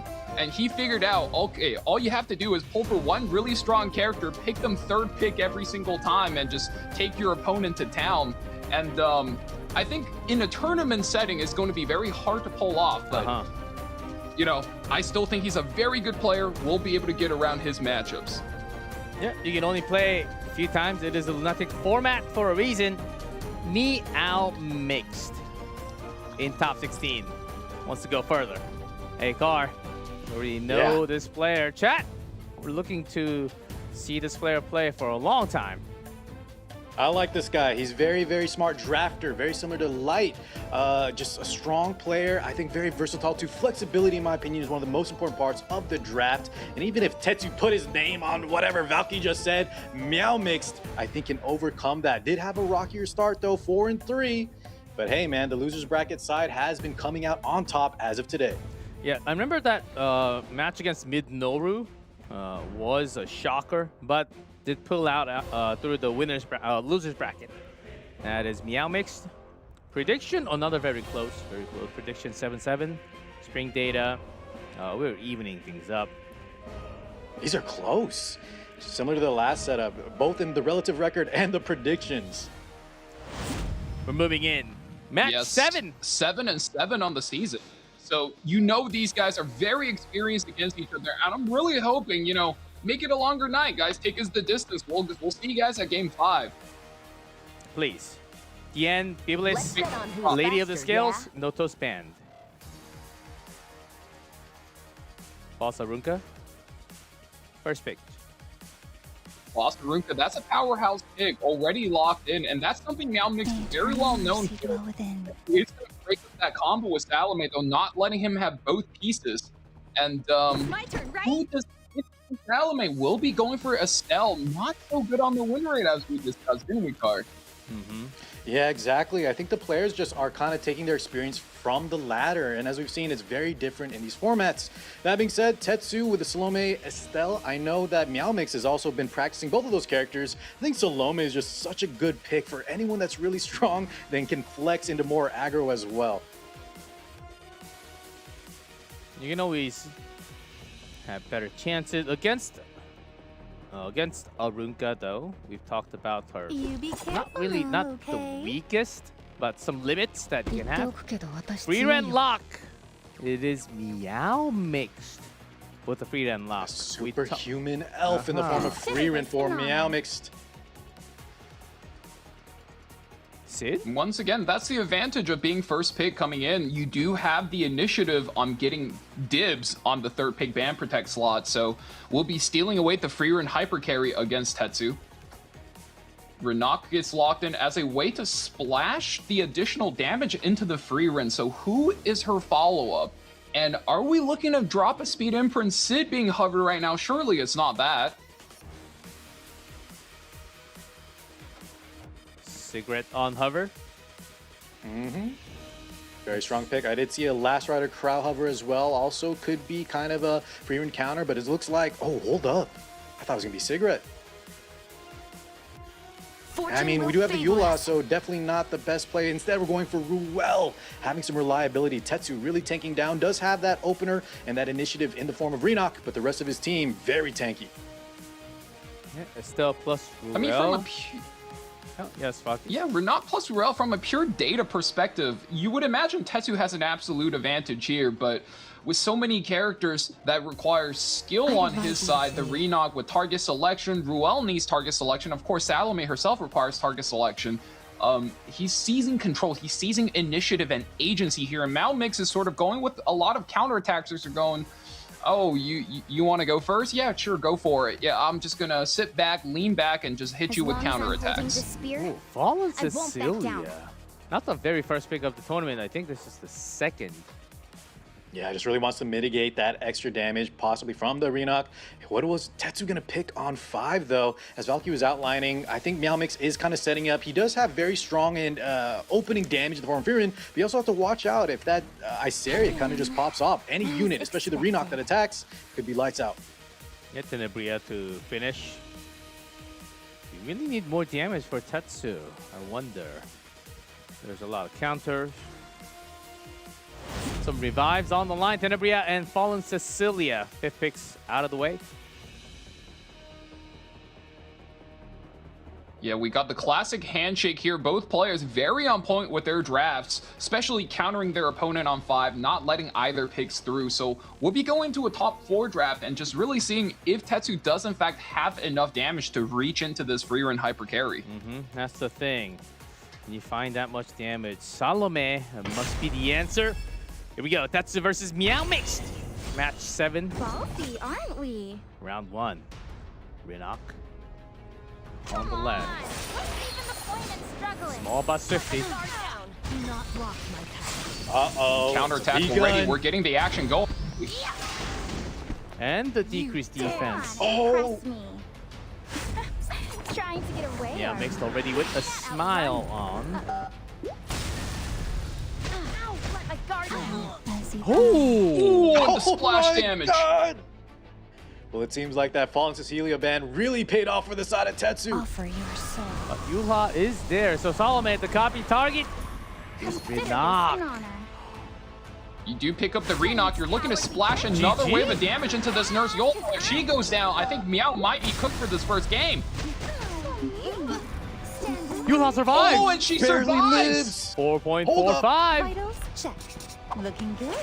You know who we are bringing back with the Zap? Someone on the back line. Superhumanized. Free red. Super Elf in action. Ripping the skill 3. Here we go. Now this can't be a problem. For Tetsu. Sorry. That's magic. Get one counter attack, and I don't think that's enough. That almost looks like it's not doing it. Estelle, just combat readiness pushing this Frieren, gets another turn. Soul burns, we get the S1, takes out the Estelle. No mitigation for Tetsu. This is looking bad for him. I'm sure fortune will be on our Here's side. Yeah, that was today a very as well. important secure kill. Estelle could have put up some barriers. However, we do have some revive on the side of Tetsu as well.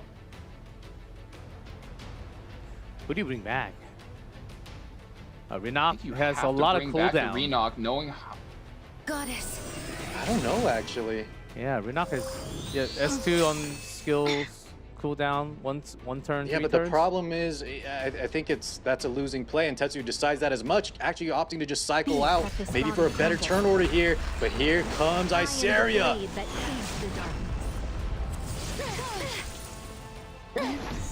Ow. Fracture stacks, not going to be a whole lot of splash damage going there. Tetsu did opt to protect the Salome. We still have S3 on hand. Does he use this to close out any of the characters? Frieren is running rampant in this game already. I think I saw a hit on that Eula. The hit is right. Splash does take her out.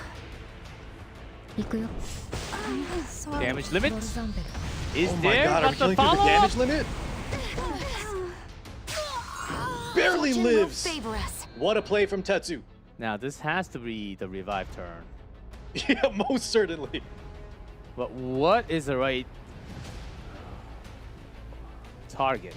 Who do you revive? Renok has to be the one, right? Spirits of the Doesn't look like there's a lot of different options here. We're going to drop in the revive. Renok should be the right one, but I believe actually 2 turns away from the ultimate. No, need to be bring back the Estelle. Wow. Please. He's going for the long game here. Maybe with that mitigation, Oh, he and can that's kind a of stall tough out a turn. bit. Yeah, but look at that. Fracture stacks building up. 4 Meowmix. Estelle, full skills available. High fighting spirit as well. Gonna reduce that cooldown on S3. Doesn't need the heal, but wants to make sure we have S3 ready again. And one more counterattack. This Isari is going crazy already, and the Estelle finally exposed. The clone turn was ready, but You fall short. does get taken out right there. Counterattack from the Estelle. And the barrier. Is this going to be enough to hold? For now, take some chunk. I'm Oh, sure fortune will yeah. be on our side today as well. Tetsu hanging in there. Really went for that play instead of going for the kill when he had that revive ready.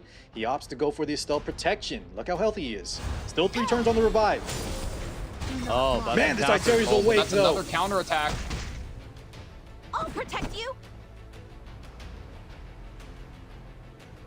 Stell's got skills ready. Did get souls as well from her activation on S2, so 20 souls on deck for Tetsu. No more. Okay, we're gonna rip it. No soul burn, just raw. All in a day's work. As you command. And normally that's going to hit quite hard, but Isaria, with her built-in penetration resistance on the passive, will just be able to phase tank the damage at any amount of counterattacks. And look at that little bit of dual attack. Estelle is in so much pain already. Oh, man. We do have S2 though. The damage limiter could be a key factor. I wonder if maybe if we possibly soul burn it. We're just so low on health though. Oh, good call. Soul Burn is going to be the call here. We're looking to just heal up the Estelle and just stall for the Ruel ultimate as much as possible. Would that be okay with just the heal? No.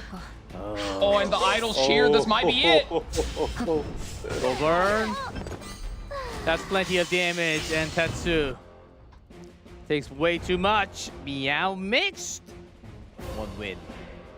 Free Rent still holds up. Maintains that dominant win record. Oh my god. Ho ho. Man, even with Ruel, Estelle, sometimes you just cannot hold up. That's not a great start. And you really got to shout out the MVP of this match, the school nurse Yolha, because after everything went down, she barely face tanked the clone Renak ultimate, revives, defibrillates that free run, and was able to swing back the match. Round 2. Arceti Zio, Arceti Zio. We got double blind ban, very rare sight. Insignificant. First pick, Arbiter Vildred. This is the world that we're living in, ladies and gents. And I love it. Happy. Yeah, Tetsu going for a very different draft scheme here. Game 1, he went with a high skill character in the Salome. That is one scary will prospect be a here, little that bit early tough. Arby.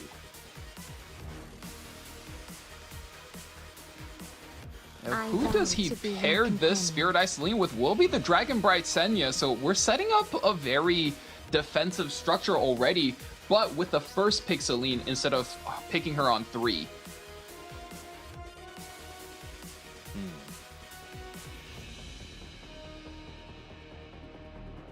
Koli. Tactical. My actions will Speed. prove my worth. Bomb. So cool.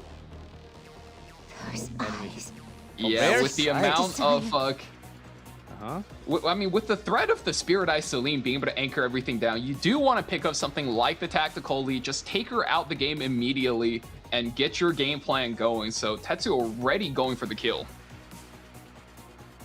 Yep. See Phantom Politis finally not banned from the pre-ban list. Makes it in-game. Ban protected. We'll see her in-game.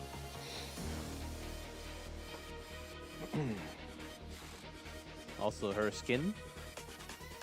Very cool. Now Mix maybe seeing if there's any openers available. That Arceti Zio ban kind of telling that he did want to have that option available, but instead going for that Christie in the lock. So he's going to want one more hyper carry just in case, you know, the Spirit Eye Celine isn't available. Can't we talk this out? I don't like fighting. And a double. Wow, he invests 2 picks against the debuff that Tetsu would be throwing up against him. So this is something you do end up seeing a lot, where a player will pick a character on first pick with an obvious weakness. In this case, it would be Spirit Eye Celine and her aversion to being debuffed. And now he's investing heavily on anti-debuffs once he's baited out the picks from Tetsu. But we already seen Aki today. With the soul burns, he does punch right through any amount of effect resistance you might have. Does get locked in here. Are we going to see another Aki showcase, ladies and gentlemen? Ooh, I'm excited. What if you The ban Celine Slayer? That's what I was saying. So he does need to have that option ready because he on 3 or especially on 4, right?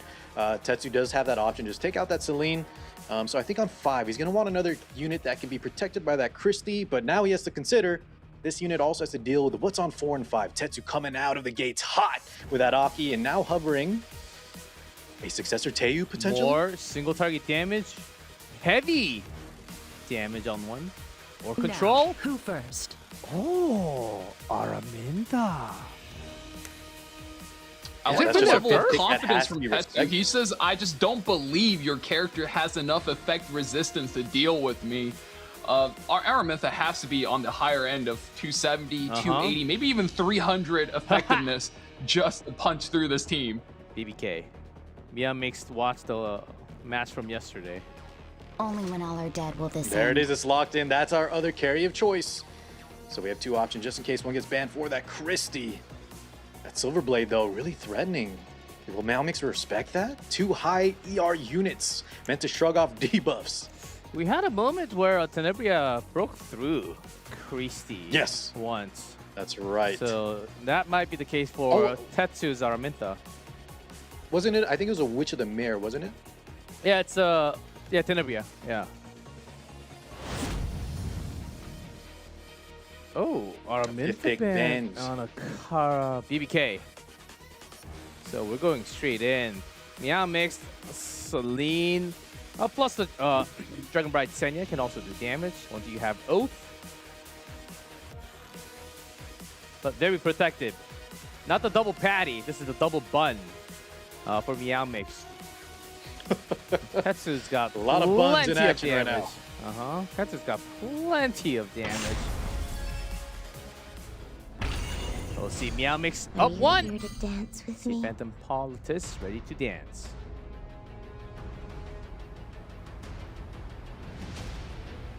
Yeah, quick read on the combat readiness bar. Looks like this is oh man, might be a tight cut. I don't see where Infinite Horizon Acades is. As long as you can push the Aki above, I think this might be a dub for Tetsu, but really depends on where these characters are positioned. And that's the cut. Aki comes. This is a scary proposition for Meow Mixed. Raged up. Let's step it up. Strax Gauntlet wielder. Unleash the fire. Flames. Try blocking this. First hit goes into the Celine. One more hit doesn't trigger. Get him out. Well, yeah, I think that's game. That's the GG. Yes, Tetsu. Finally, we have a series in our hands, gentlemen. 1-1. Tie score. That's the power of Aki. And sometimes what happens when you trust a little too much on that Spirit Ice Elite. Yeah, just in hindsight, maybe you should have believed a little more in our ER. We've seen what Aki can do if he gets a turn, and indeed, Tetsu got that cut in. Silverblade, Araminta, and the Aki were kind of threatening similar positions there, both able to kind of cut after that Shadow, the Sea Phantom, excuse me. And I don't know, maybe it could have been a different story, but man, was that convincing. Quick yield. I don't think the Dragon Bride Senya could really take out the side. All 4 healthy units for Tetsu.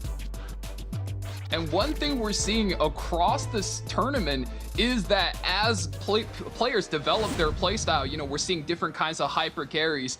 And the more we see Spirit Eye Celine, players are starting to realize, hey, wait, this Aki character, even without souls, can just run her pockets. So very interesting to see how these picks are developing and how players are adapting around each other's strategies. Someone needs to be made an example. Yeah, really, we're seeing more picks as we go through the days of the tournament.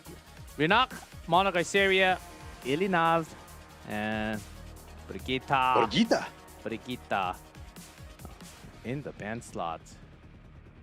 Do we already have Ahmed in the ban? No, right? Correct. That's, yeah, interesting.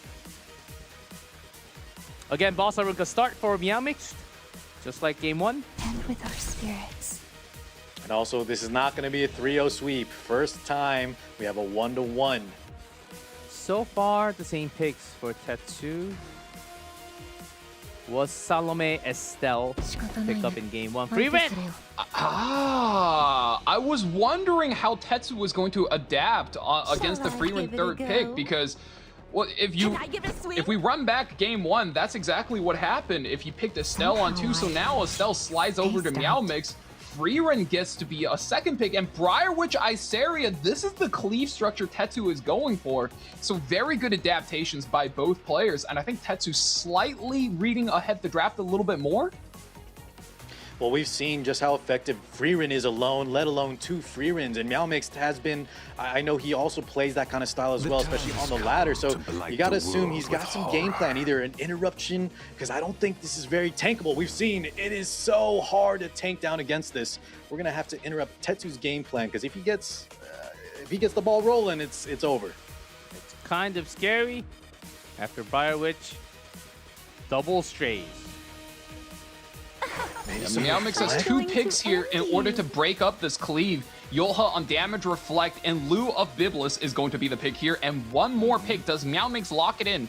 He needs to be able to lock it down and make sure his team cannot be cleaved, especially through this Briarwitch Iceria. Landing that defense break, going to be a lot of damage no matter how tanky your team is. Green Yulha. She can certainly take a bunch and give it back. Yeah, with that big And that's the key SV. factor here. He needs to have some damage coming through, because Tetsu right now kind of just has everything going his way, both in terms of the speed as well as just the turn order and the damage. So Meowmix gonna operate instead with a blue Elena. I think that Yula Elena could definitely throw a wrench in Tetsu's plan. Ooh, Tetsu's got to really think about his speed tuning. And the difficult part about playing Tetsu's position is you have to guess the correct speed on the Nurse Yolha and the Elena for this draft, because if you guess wrong, you could be put in the blender. And that's why Tetsu brought in Gala Lilius. Strong hero that we've just seen from Phantom. Gets fanned out along with Elena. 5th pick's gone. Some damage left. Very tanky for Meowmix. Let's see who comes on top. Round 3. Stay alert, no matter the foe. Briarwitch Iceria. Go for it. May the witch. Turn order is looking good. We've invested everything into these defense breaks. Renewed Will should be pushing the team as well. Oh man, 3 defense break. Misses on the Yolha. Oh. There is no avoiding. Next is Salome. Disappear. Cannot revive. Does die to the reflect damage, okay. We have Salome. Salome is ready. Yep. Can't copy strays, but instead we Secret copy a Storm free. Sword does give her the turn. Might be a little late. Oh man, I think this is going to be quite a close game here. We're dropping this Salome through. Every character goes down. No revive for the Yolha. Wow. If you can't copy strays, you still have free run. It's just too much damage. It's almost impossible to tank down. I like the idea of the Yula, the Reflect, definitely putting in some work, knocking out that strays. But besides the Elena and potentially, you know, some School Nurse Yula cut in, like we have a strays, a free run, and then a copy on the back of Briar Witch. I don't think it is tankable. That is one cleave team. Yeah, Tetsu is showcasing exactly how you need to play against this Boss Aruka character. If you want to be a Salome player, well, just go into it full cleave and just start copying your own damage dealers. And at some point, well, the enemy's going to run out of HP. And if they run out of HP, they lose. We need to find a way Love it, boys. to deal with free rent. Setsuka, Valiant, Politis, well added to the bands of game 4. So Tetsu might go for cleave again. That's got Bellium band. I'll be your opponent. Aha! Oh. Meow Mix it's will be almost the they're one kinda to just take stealing the each RB other's for reps. himself. Step aside. Yep, Spirit Eye Salim, but you do take the tactical archetype Coley, so will not be able to just run back game 2, but, you know, left, right, reversed. Yeah. Trading some picks from game 2.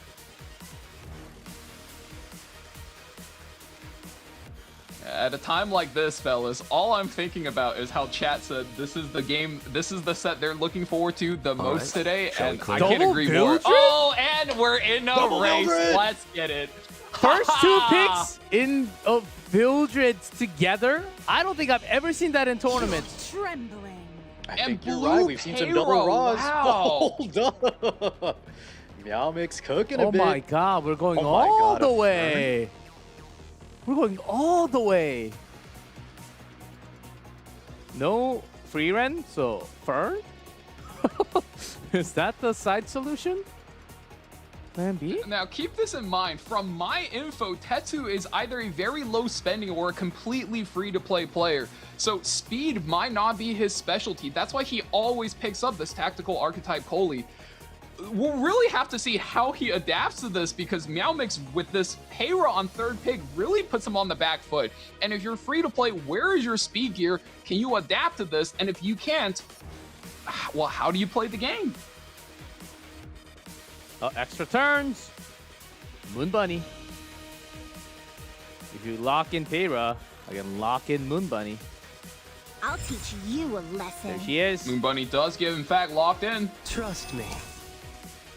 And Genesis Ross as the anchor. Now, guys, keep in mind, Moon Bunny counters all extra turn characters, including openers like this Blue Pera. But what if he were to skip the skill 2? Covering the Summer Break Charlotte right now, that's a character that's enabled by the skill 1. So as long as Pera doesn't use the extra turn, has the option to skip, I think Meow Mix is in the clear. Yes. And Falky, you're in the clear too. You went down underwater during that 10 seconds, but now you're back. You can breathe, okay?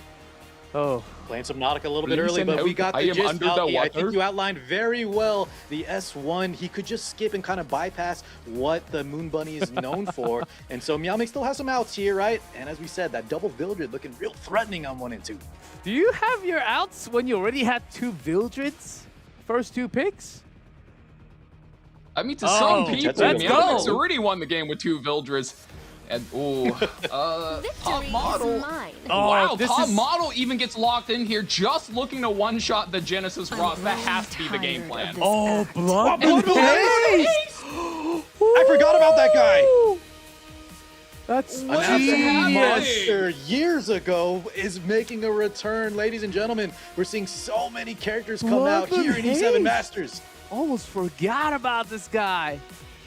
Tetsu is digging deep, and I love it. Oh man, Meow Mix might be in trouble. Who do you ban? This is so much gas on the right. Oh, yes. Well, he was one of the original. If you revive, right, it is a little bit of troublesome, but we won't see him today. Just the fact that he's picked, though, very nice. Can you go fast enough and break everything? G Ross does have his second life. We'll have the answer soon. Round 4. You dare Hera. stop me? Way too fast. Eliminate them. And we'll be skipping the skill 2. No extra turn. What a hit from the Charlotte. Get out of the way. Takes out 2 immediately. Can the Genesis Ross hold? That is his only job this game. Guys, I blinked. What did I miss? Everything except for the Genesis Ross. Who will fall, but will have the second life, so we'll see. But guess who else Guys, has I'm the not second even life? convinced this Genesis Ross with the revive can survive the arc. The arc Yeah, gets I so know. much boosted Bonus damage. damage! Versus the light unit! Oh my god! Does and hold a up and gets another dual attack from And the a Charlotte. stun! This might be And it. the dual attack! The game is worse. over. Guys, watch out in RTA. Double Vildred coming for you. Yeah, you could really see. Well, first off, let's just address how fast that match was. Oh my God, everything came up. Meowmix, Roz thought he could get a second turn. This guy cheats in game, but despite that, he still gets debuffed on his second life. Anyways, Valky, I think what you were saying about Tetsume being more free-to-play player, the fact that Meowmix came over the top with that early Vildred on 2 really shook him. And it was a really good read on his part too. He recognized that advantage, and all you need to do is find the absolute speed advantage and just take it over the top, as you would say. And the Moon Bunny Dominion, as good of a pick as I think she is versus a lot of openers, just was not doing it. Once you add Summer Break Charlotte to the equation, it was way too much damage. Oh, that was fun. I felt like a couple years ago where we just had maximum speed, and I can't remember the last time I saw a double Vildred. Maybe on the field, but not as first 2 picks. I think it might be the first time in like EpicSeven, official EpicSeven. I think most certainly.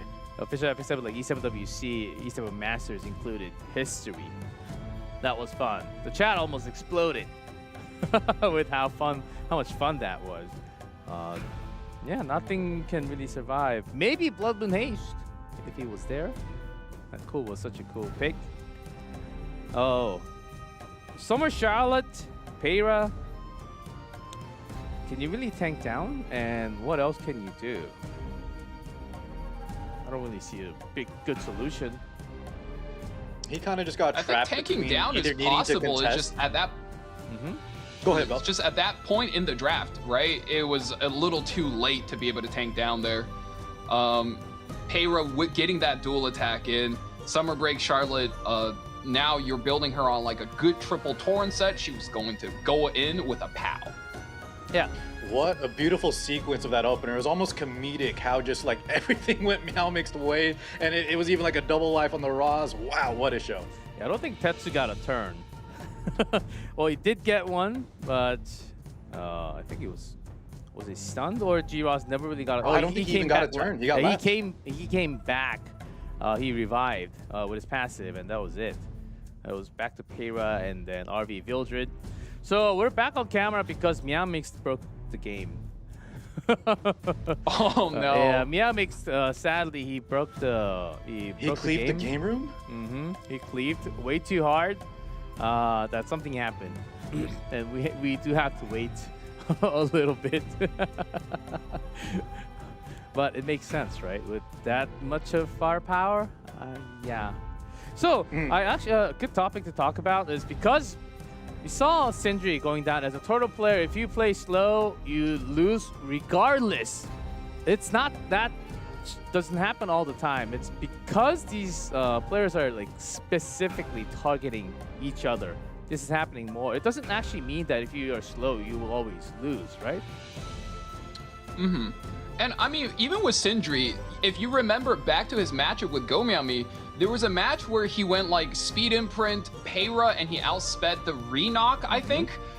And that was something I was sort of hoping to see him do against Phantom, because he was really good at surprising with the speed. And if he was forcing tank down every single game, it just looked like he was really out of his element.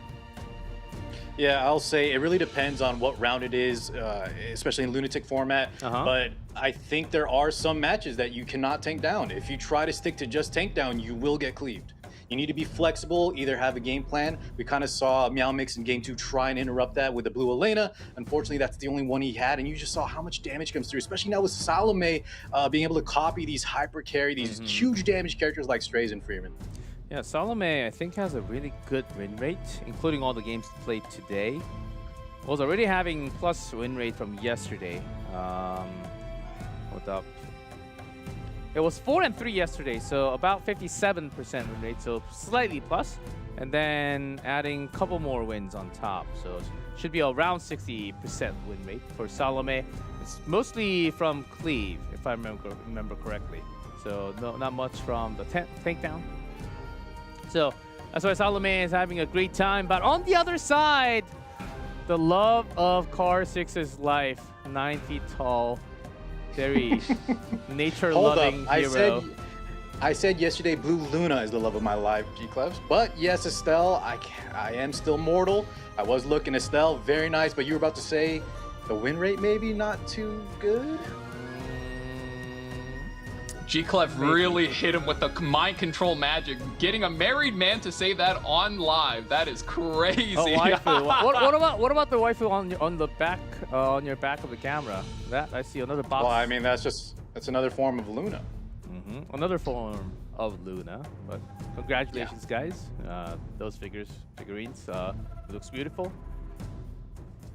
And right now, trying to see what exactly happened. Okay, the officially things happened after game 4, and then they're resetting up everything so we can get into the final game. And I imagine it won't take too long, but because it was game 4, 1, 2, 3, 4 already played, it will take a couple of minutes. We'll try to get it as soon as possible because it's the 2-2. There's only one more game to be played for Tetsu versus Meow Mix, and I know there's a lot of fans for both players. Just to elaborate, right, G-Clef, the reason it takes so long, like you said, game 5, they have to recreate the exact game state, make sure everything's in order. So, of course, you know, if the game crashes, it is what it is. Like if they press one wrong thing, instead of Notos, you ban something else, then you have to do it again. So they do have to be careful. Yeah, they do have to be careful. Game 4 already ended. It is 2-2 score. I do have to tell you, it's not a spoiler because we are live. You will see that score in a minute anyhow. So we will go into Game 5 as soon as possible. That G-Ross, Celine Coley, Moon Bunny was a cool idea. Very fast. And again, I'm not going to play RTA for the next 2 days because RV Vildred. I think we're going to be seeing, and I'm pretty sure there are some Asian players out there. It's like, oh, that was in the tournament, boop boop, and then let's think about the other picks later on. Yeah, I do not have that much speed, to be honest. So that's a scary con, and I don't think I have a solution against it. What's a good solution? I think it's only extremely scary there because Tetsu already committed to a speed type playstyle, right? He's down 2 characters, so he was playing way on the back foot. But if you start from pick 1 and you dedicate the tank down, I think you would be in a better spot against RB Vildred. If you had 250 speed, you could win. Oh. Lots of theories from chat, but we will see. So since we have like a couple more minutes, I know we didn't talk about this topic yesterday. I know it's one really hot topic all the time. And I think it's about time when we might be seeing one at the end of the year or next year. The next collab. What do we want? Oh no. What do we want for the collab? I saw some chat saying Atomic. I am Atomic. A little Eminence. That's actually probably one of my top picks too. I've been asking for that one for a while. I mean, I think I would scratch the backs of all the new players out there. Give us a free rerun, you know? Val, he's offering into this dream world we could have any collab and you want a rerun? Yeah, I want a rerun. I want the 100% win rate character. Are you kidding me? I like winning. How about Attack on Titan's skin on Notos?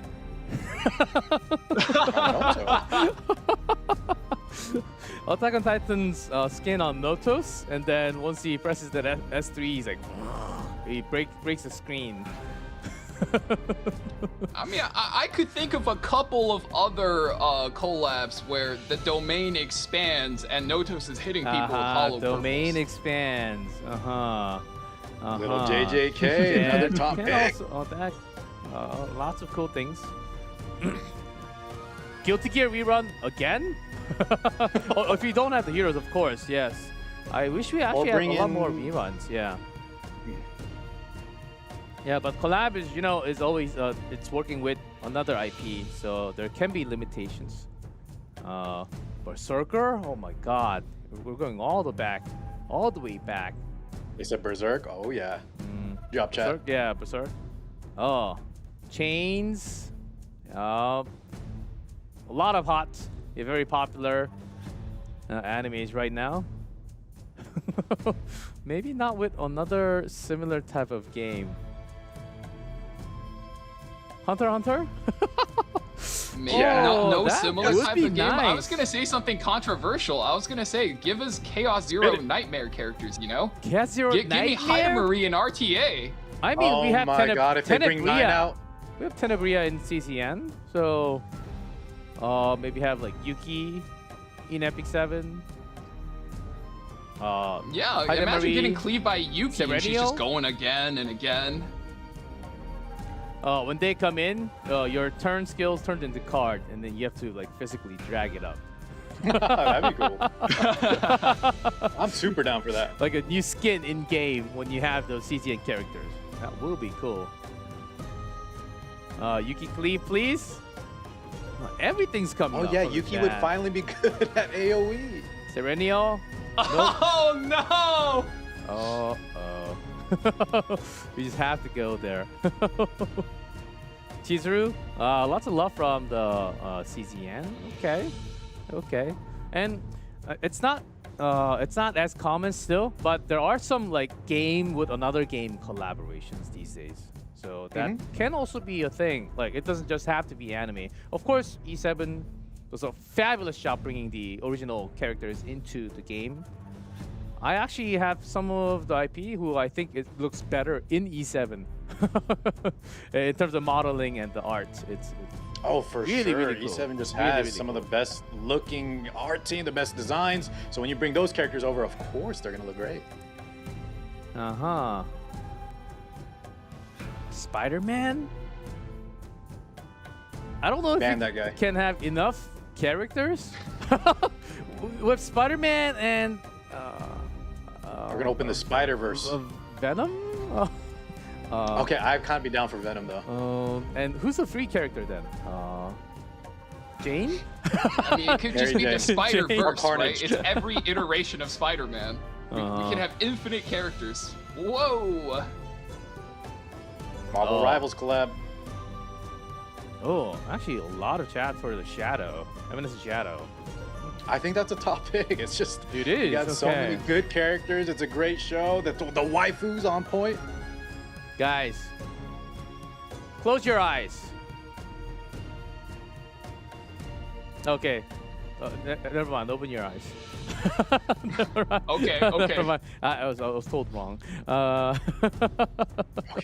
Overwatch? Give us Genji? Oh, give us Hanzo. Ooh. Oh, and you you scatter arrow and you hit nothing. Is that what happens when you play the Chico? zero NA. Oh, we're in. There we go. Oh, we're back. We're so back. Oh, no counter. Lydica, Mort, Free Ren is in And the Free Ren's band. out for Game 5. Meow Mix had enough. Okay, Salome first pick. What do we do? 3 Salome first picks from Tetsu. So It's many a really guys. strong Said pickup, this especially before, because Meow Salome Mix is a likes Salome as highly well. skill-checked character. Yes, Har? So whenever you sorry are about feeling like you are the skill player, there's nothing wrong with Salome first pick. Yeah, and I think just all the players in this tournament are the example of who should be playing her, especially early. And Meow Mix no stranger. Look at this. There is a little bit of an interaction here where if we don't have Boss Ruka especially, a lot of times Salome, depending on the speed, can just copy your opponent's Eula and start getting that superhuman and getting the initiative for our team. That's certainly Tough on choice. the table now. So Meow Mix needs to have a structure where either you can completely shrug off the Salome's utility or just go over the top, just completely run them over. No shot. He did get some buffs. No, there's no way, there's no way. Oh my God, no way! I'm standing! Meow Mix!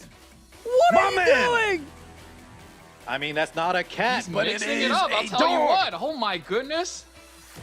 All right, well, let's Is Let's it a brush cool? up. I actually kind of filling wrote it this in for guy the new off. players, right? This is Yeah. one of those free-to-play characters. He's a speed imprint. He gets your openers going, and on top of that, he can combat readiness push and nuke one of your opponents really, really damn hard. So Meow Mix once again looking to go over the top, run Tetsu over, have a repeat. God, and he's just such. We were talking about specialty changes. What a cool looking character. I remember when he was first introduced, and also I believe, guys, correct me if I'm wrong, on the Japanese VA, he's voiced by Ichigo from Bleach.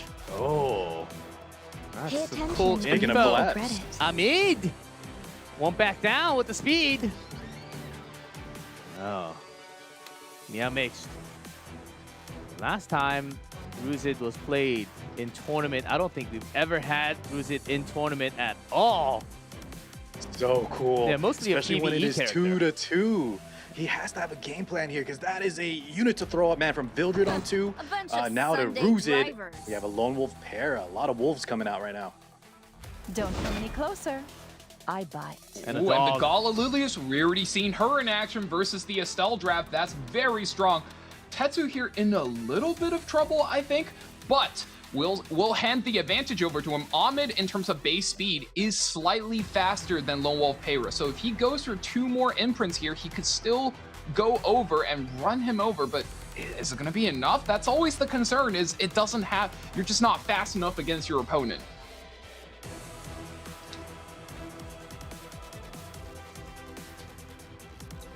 Hovering the take down? Abyssal Eufiend. I think Tetsu is pivoting out. He's going for the defense strategy now, picking the Abyssal Eufiend, Bruiser. You're looking to tank up and then also ramp counterattacks against all the aggression Meow Mix is bringing. But, ooh, it's looking iffy, guys. Yeah, he's really digging deep. I think that was a fine unit, though, considering what he's facing down against the Gala, in case he gets outsped.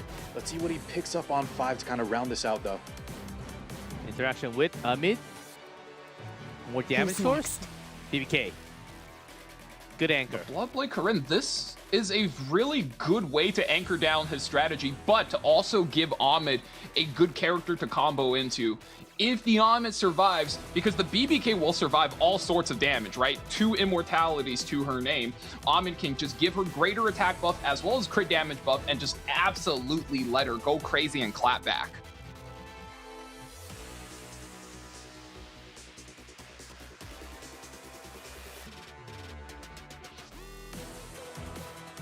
Looking for the last pick. Sid. Green Sid. Oh, really solidifying that first turn advantage. Meow Mix wanting to get the initiative.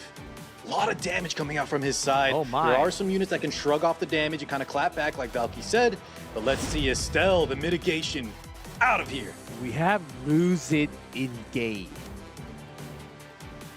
And a Sid? We haven't seen Sid in a minute. It's game 5.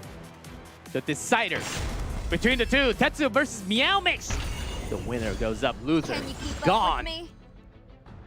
Payra start. Even if it's a What a fast Payra. I'll bring it roaring Well, with back 2 to speed imprints, I sure hope she is going fast. She's going to be Dare block revving up my the way? engines, combat readiness boosting her team. Over this Ahmed, you need to make sure you're clearing every character. Already a counterattattack. This could get a bit ugly. Mine, please. Yeah, that is not good. Luckily, we do have the Eula, kind of shrugging that off a bit. But look at the turn order.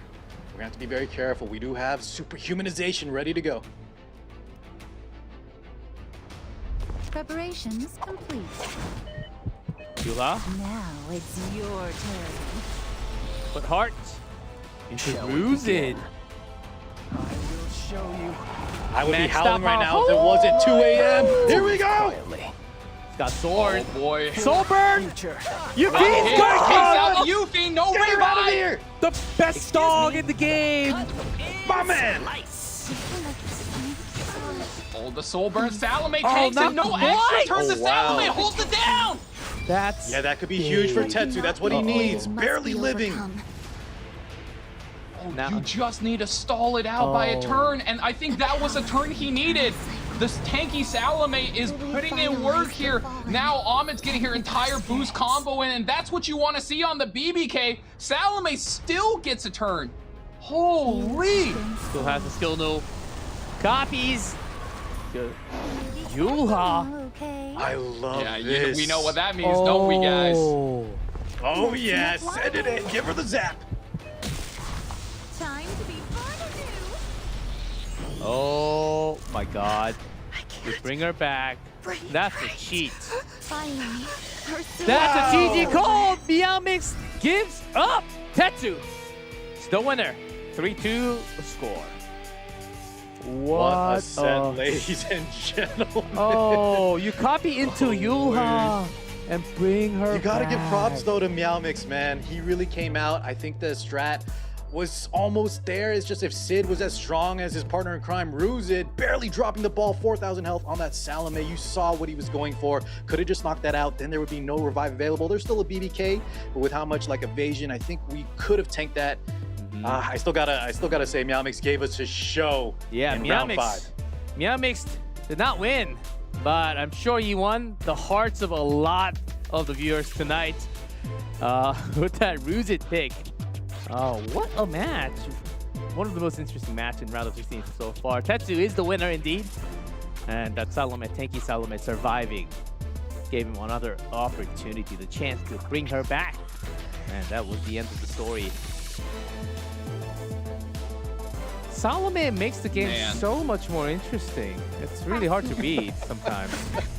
Trying to get away, are we? You can't outrun me. Oh, and game 1, this Renak.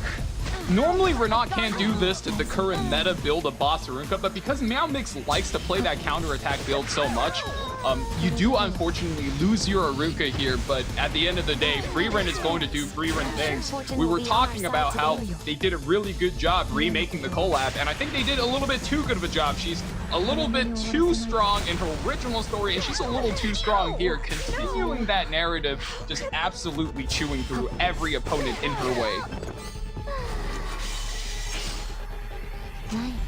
This is the RB game for Tetsu.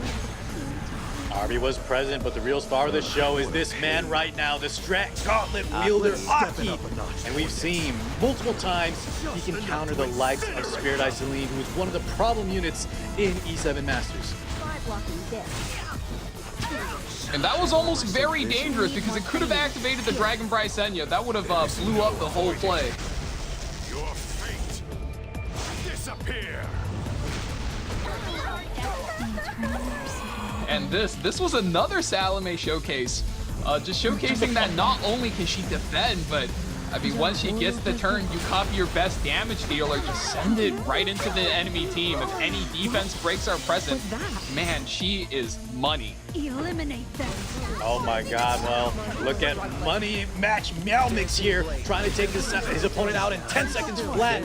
G-Raw is not going to get a single turn. Moon Bunny not long for this world either. The double Vildred, the brothers, although maybe more like same clone? Don't even know how we would describe that, but look at this. A lap and a stun. Hurry!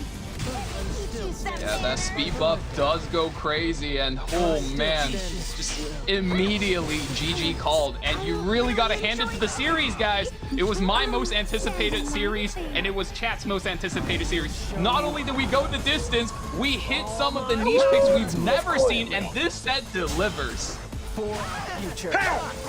Yeah. You ever see you lose it on the main stage? Don't look here though. A little bit of a whiff. And it wasn't even Sid's fault. 21,000 damage is a lot. Salome having more than that is crazy to me. So not only can she hit as hard as a free run or a strays, and also face tank a cleave. That's a banger character. Bring out Ruzid in game 5, a single elimination. Oh man, let's hear what Tetsu thought about that pick. We have the interview ready. Let's hear from Tetsu.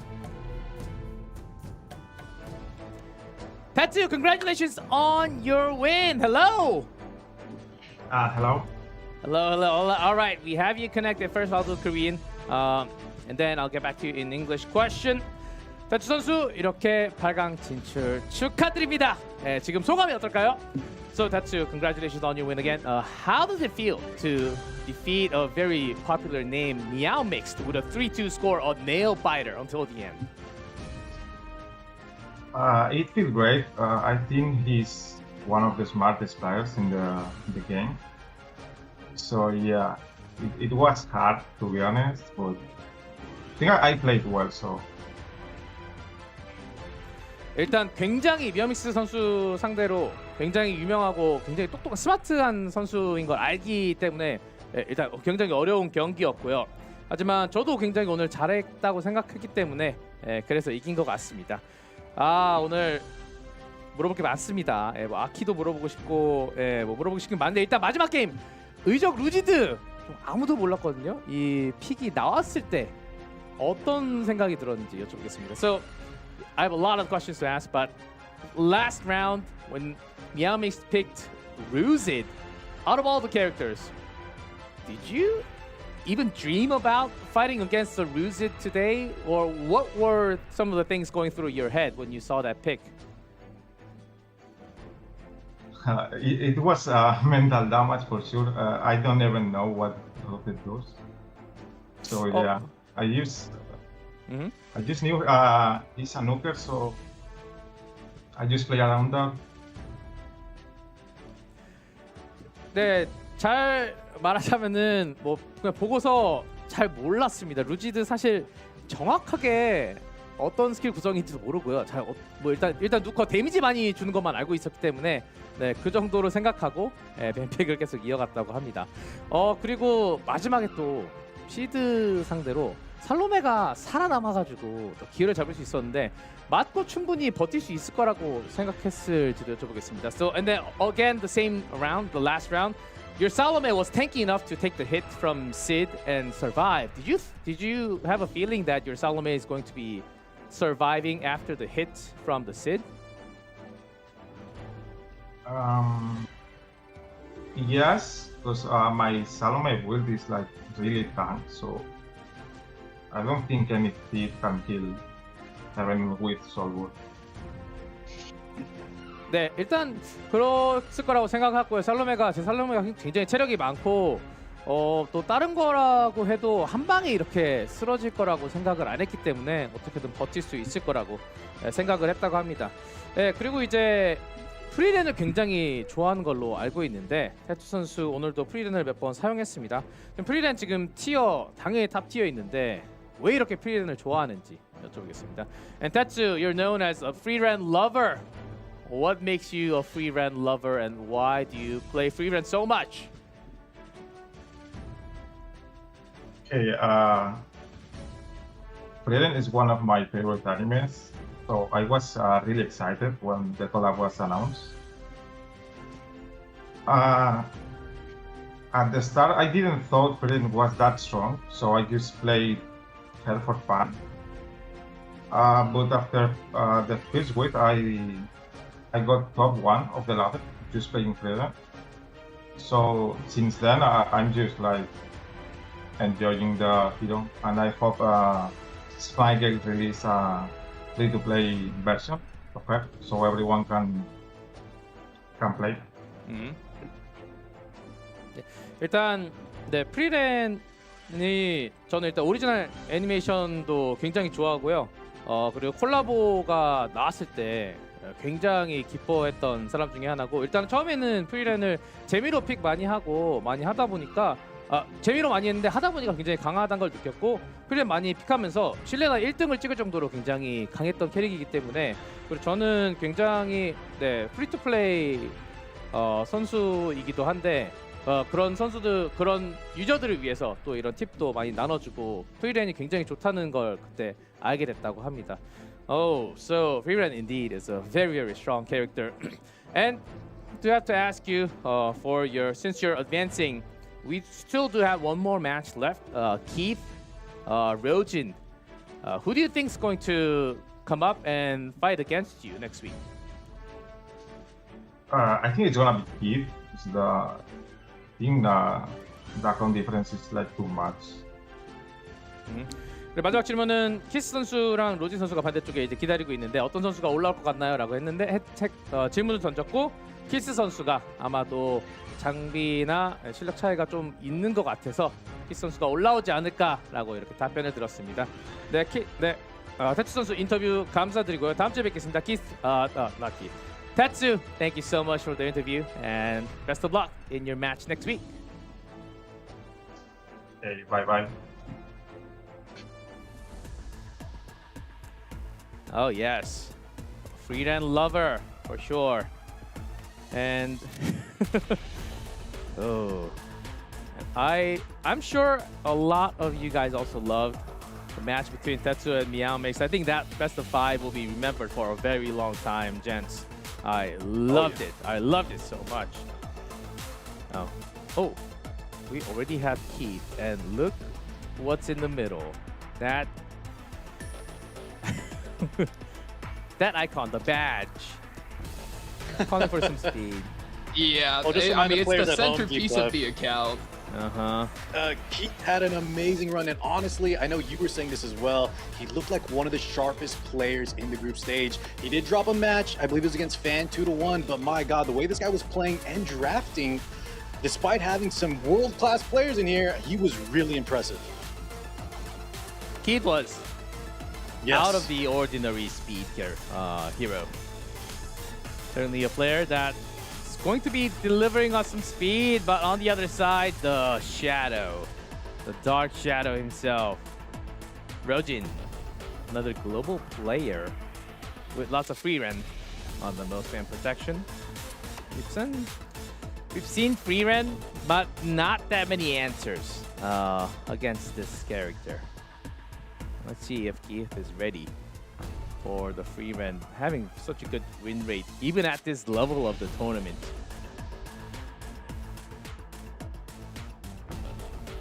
Ryojin versus Keith, last match of the night. Oh, the win prediction. Heavy towards Keith. Yeah, and I would say it's pretty accurate as well. Keith is known to be one of those overwhelmingly fast players. And not only that, he's very flexible when it comes to how he plays the game. So I'm expecting him to just take command early in the set. And I think for Rojin, his game plan should be get a comfort draft through, get maybe one win out, get his numbers on the board, and then try to play around that and just take it one step, one draft pick at a time. Will he have the answers? The pans, no Notos today. Diane, Lady of the Scales, Harsetti. Biblis is allowed. Salome as well. Do you like the There set? she is. I actually haven't seen too much of Perfumer Biblis being one of the more premier pre-bans as we progress through the master stages. Same on the ladder, I think. Basarunka, definitely a power pick for Rojin with a Salome. We've seen this combo many, many times. And I think this should be the standard split of characters going forward. Although, like you said, Car, Biblis has not been seen in the game quite often. I mean, if you check any of the stats site that we have, Biblis is just the highest win rate character in the game right now. And of course, Arbiter of Ildra being kicked in. And already we're just pedal to the metal. We're racing with opener Cleave already coming in. Pirate Captain Flan. Oh man, Rojin. Oh, does get the Zeo in though, so might be in a fine spot here. Locks in the top speed material, Rojin. Keith. Land A. Oh, still willing to contest? He was. That would be disrespectful. It almost looked like for a second Keith said, yeah, you know what, let me just race a Zeo. But no, School Nurse Yoha does come in. Looking to just shake off the debuffs that these characters put down. Rojin looks like he's low on damage, but don't forget, fellas, still has that Salome on his side. We'll just be able to clone anything that Keith has that offers good damage and just run it down. Estelle? Being hovered, and you know what, I kind of like it here. Opposite of the ranked ladder where she's picked very early, we've seen she hasn't had a lot of success. So maybe here, where a lot of the problem units that she's having trouble with, this could be a nice pickup. But no, instead, maybe pivoting over to Genesis Roz, getting some Knights in here, just something that can kind of give him some reassurance off the back end. Yeah, I do agree. I think Estelle should be picked towards later I think there are way too many solutions right now. Pick last and Ryojin. A lot more Hecate than yesterday. You presume to defy me. Does lock in the Hecate. We're looking to deny the revives, both from the Arbiter Villager as well as that Nurse Yolha. So, I mean, very likely banned away, right? Surely. Oh yeah, for sure. And Yula gets banned out as, you know, now Operator Cigarette, Flagbearer Cigarette, gonna have some room to breathe a little bit and do her job. Would love to see Operator Cigarette against Estelle. Zero Not a bad Prefect World. pick. Working with imprints. Here we go. Round 1 of round of 16, match number 8. True vessel is capable of. Rosin's Zio's gonna start things off. The Child Emperor. No one can beat him in speed. Those who Soul deny Barn. their We've seen quite a bit of Zio this event, of just taking control of that first turn without being picked with a combo, and this is going to be the same thing, but gets punched in the face back. Lance of Silence on the Pirate Captain Flan, and now Flagbearer Cigarette is setting up the turn. We're looking to push everything back. Do the fears land? Lands on 3. Looks good for now. Until you break out of it. Salome. Lots of targets. Offer your Who do you pick?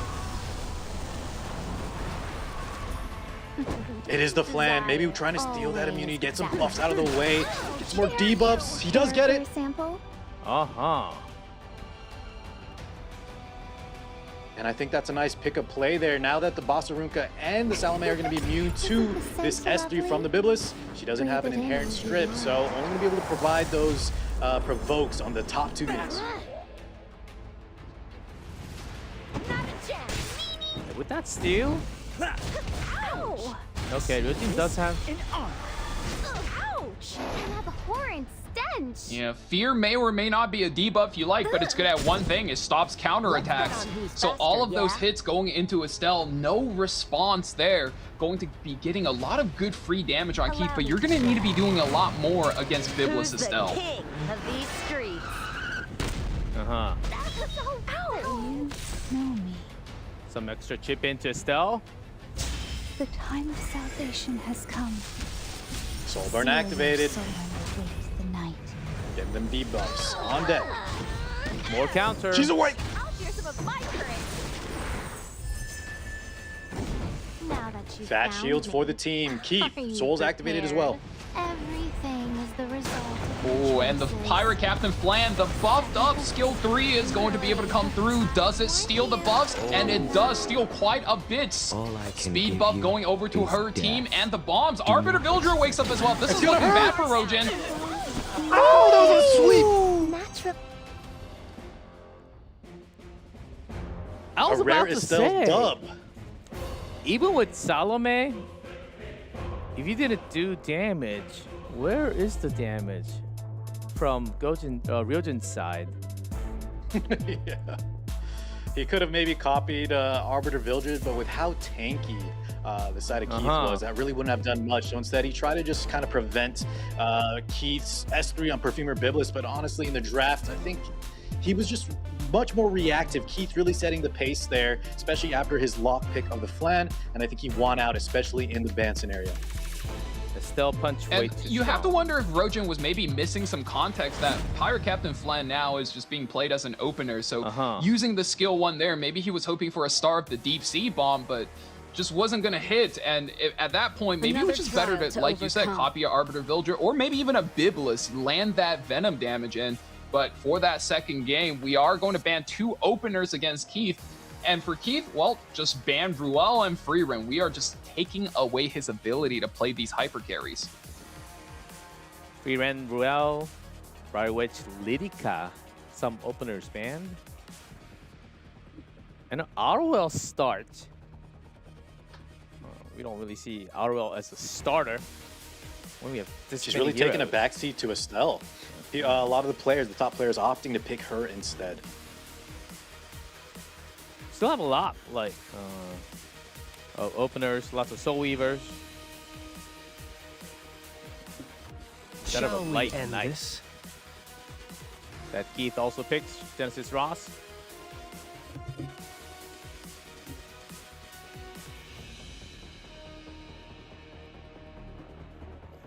Are we going Tori? Shall we dance? More likely from Rojin. At this point in the draft, I think any structure is still possible. Sea Phantom Politis does get locked in for Keith, so he definitely still wants to maintain his aerial superiority, his ability to just run high-speed, mid-speed unit above Rojin. And Rojin, wow, you would think he's giving up that, but locks in the re-knock on 3, no Zeo to stop her. Might be feeling confident with his top speed character. Keith, does he go all in on this, or does he maybe pivot down to turn 2 again? Well, what he's hovering is pretty indicative of what might come to pass. No. Perhaps going for a safer play. He is up 1. Keith has some room to kind of just play it a little safer here. I'm telling you guys, the 2 prevents when if you want to play RTA today, RV and Bildred. No, then you leave up Lady of the Scales and Notos. We need a third ban. Smilegates. Maybe in the future? Monarch of the Sword, Iceria. Ban protected. And Keith, I think, is playing her here for the combat readiness push.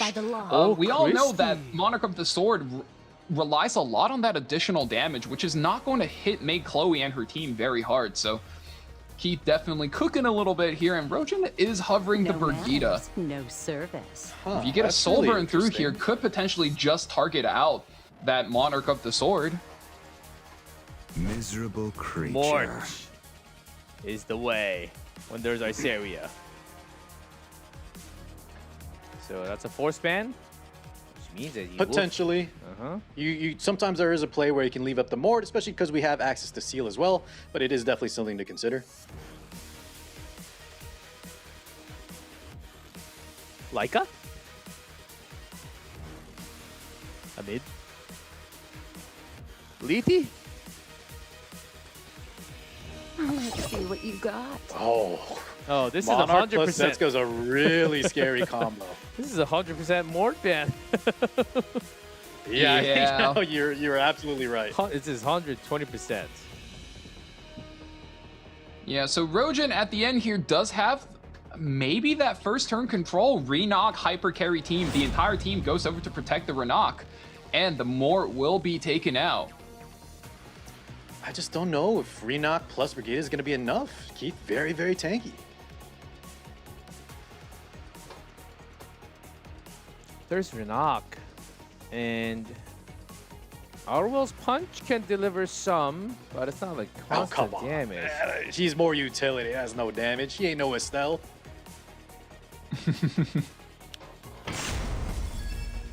I know you're favored, biased towards Estelle, but let's get in game. Round 2. Re-knock. No contest. Trying to get away, are we? You can't outrun me.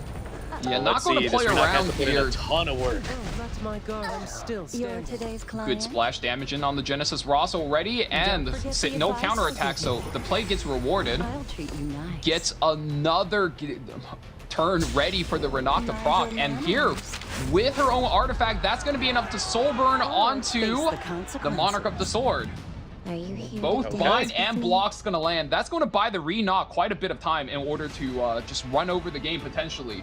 But let's not forget, the moment Monarch of the Sword Iceria naturals her turn, she's going to be able to cleanse herself. That is one big thing. So that's Rojin's lose condition. So Keith is trying to stall out for that at all costs. Good. Re-knock's got the decrease speed. How beautiful. Ballsy, aren't we? Give me your turn. stats. That all short. I'm not That looks to cheap. just cycle it out. Yeah, binded. Don't ignore the queen. Is it Me time? just putting up a revive already. Look at that Gab Re-knock. You had The back your of Brigida. chance Here to comes Genesis Roz. Folded. Trust me. There was never a place for you. Yeah, locking in Brigitte. To belong in this world. And the damage. 30,000 HP. Shirley drops his Brigitte. Oof, ouch. But the revive does keep her there, and I think Keith is doing everything he can to stop this Brigitte from getting a second turn. Stun coming in from the, Unbound Knight Airwall. If this lands, it could be really bad for Keith. Resistance, though, on point. Oh. Yeah, even with effectiveness, right, the Christie it's a lot of ER. Yeah, I mean, it's got to be upwards of 400, 500, maybe even, so that's a lot for an Unbound Knight Arrowwell to chew through. Definitely on the optimistic side, let's say.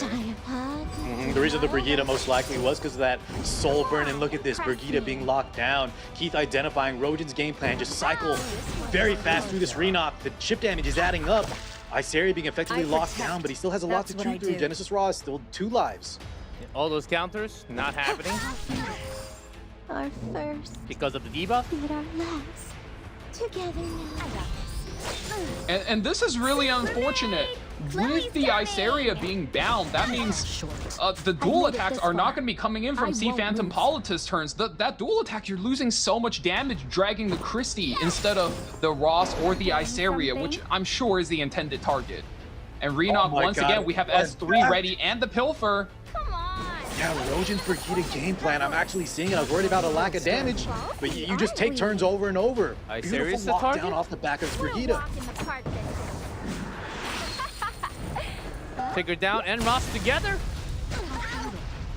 And this time, the penetration resistance built in is holding on, but oh my god, they're really working down this Iseria. And I think Keith made it. Like, she naturals her turn right here. Does it give him enough of a chance to come back, though? That's the question. I guess this is what we're here to find out. As decreed by the World Tree. Send it in, fracture. I bestow upon you the revelation of radiance. Not as much. Still peppered. But she's free to act Make now. Chloe passes Here we for tags, go. but the counterattack surely takes out the Brigitte. I think Keith has made it. No, doesn't. Survives by 1 HP, but the Ross surely finishes her off. This is such a tight game. Another trial to overcome. Yeah, Rojan's game plan was really working. Keith barely living there to get that Iseria turn. You saw what the game plan was, but Keith, I think, weathered the storm. And from here on out, Rojan now on the back foot. I don't know if he can land a kill anymore on the Iseria. This is certainly going to be tight. If he makes it to another Renok ultimate, this surely could be bad, but oh man, this is actually a really tight game. Very tough to call one way or another. Well, now he's got to watch out for the landmines that are the counters. You saw how many counters were proccing, but were just mitigated by the bind. Here we go. Oh, and that's another double counter. You hate seeing that. Here's the damage. Shall we end this? Oh, and guys, Roz is locked and loaded. Soul burn, S2, extra turn, S3. Is it time? Locked in Nate still has that revive buff though. I command thee.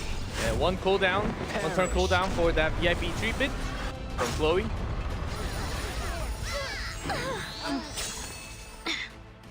Will she be taken down? Oh, but he has the soul burn. It should be able to. No, That's just shy of knocking out the May Chloe. Oh my goodness.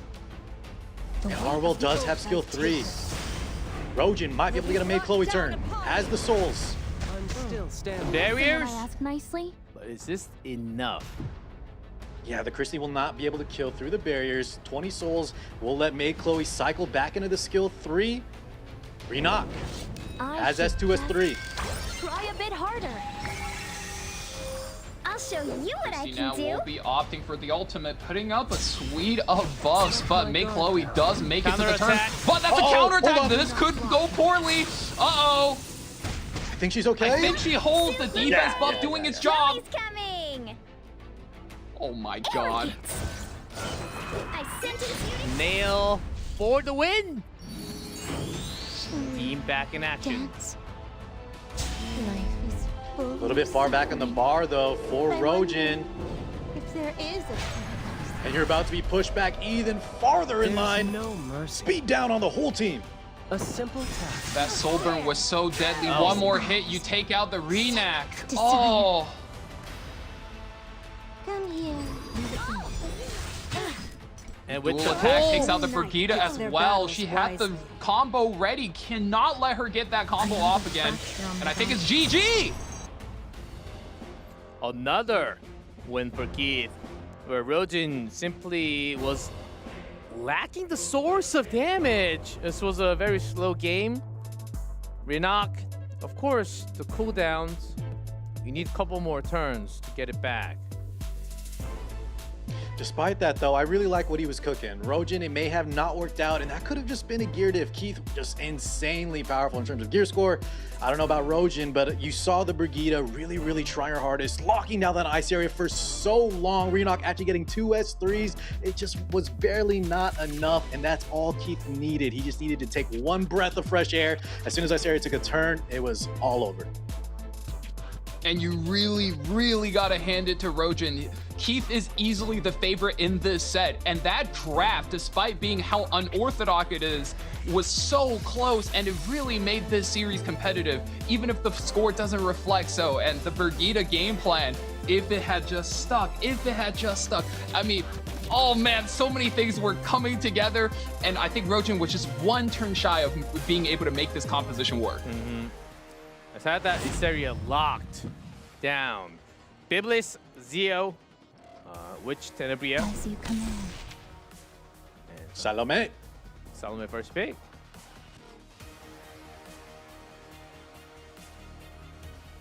And Keith naturally just takes Boss The Aruka. one who hurt my family?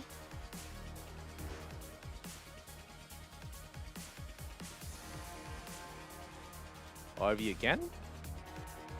It's being hovered.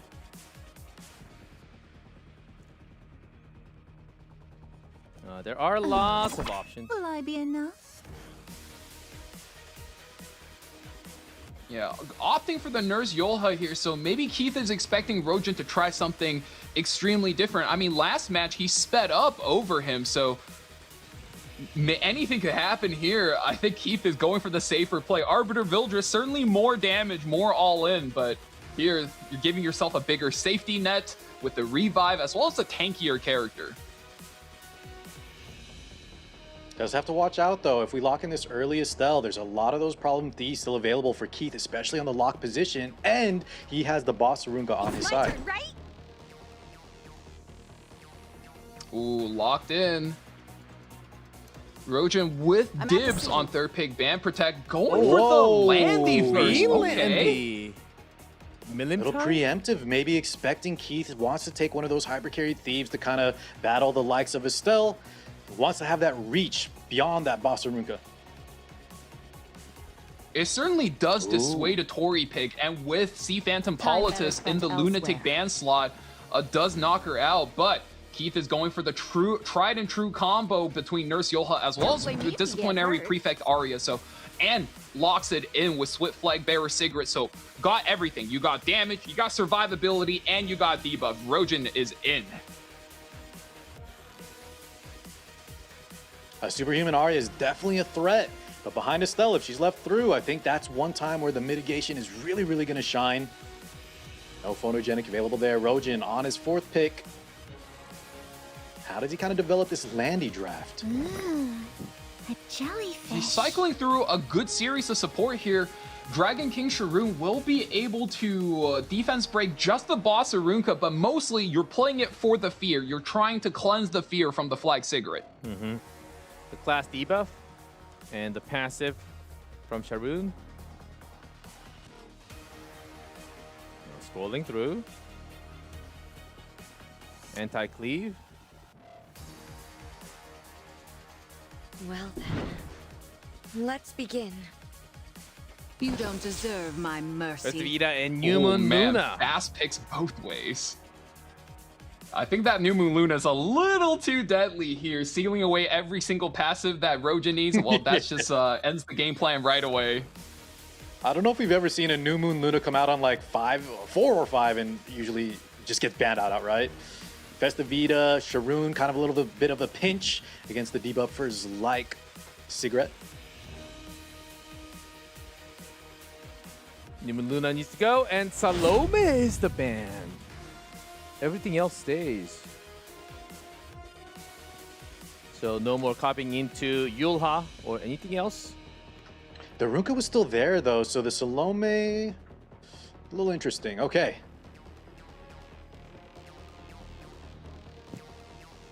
So will there be enough damage to break through Bossa Runka? With the burst, green burst, Landy, Festive Ida. We'll see in game 2-0 up for Keith. That was a close speed battle, 1%. Keith taking the lead. And I think this is a standard playbook you should expect to see whenever you're playing the Flag Cigarette versus the Dragon King Sharoon matchup. She's going to opt to not fear the opponent team and just get the gank on first, get all of the damage through, and now this is where it's gonna hurt. Nurse Yolha, we super juice the Arya, 62k HP, and we get the soul burn. My Do we God, live I with want to the go to that spell? school. Oh, it takes out the Dragon King Sharoon. That's looking bad already. Takes out the DK Sharoon and also half health on the damage share for the stealth. She gets a little bit of healing back. There's Ida ripping the skill 3. Two defense bring full Landy bar. This could take us somewhere. This Landy needs to be the strongest carry in the world. 8,000 AP. Daring today, aren't we? Oh, it lands all crits, but will not be able to send home those two characters. Pretty good in damage. Counter attack. That's the activation. Can I give it a swing? Don't you dare!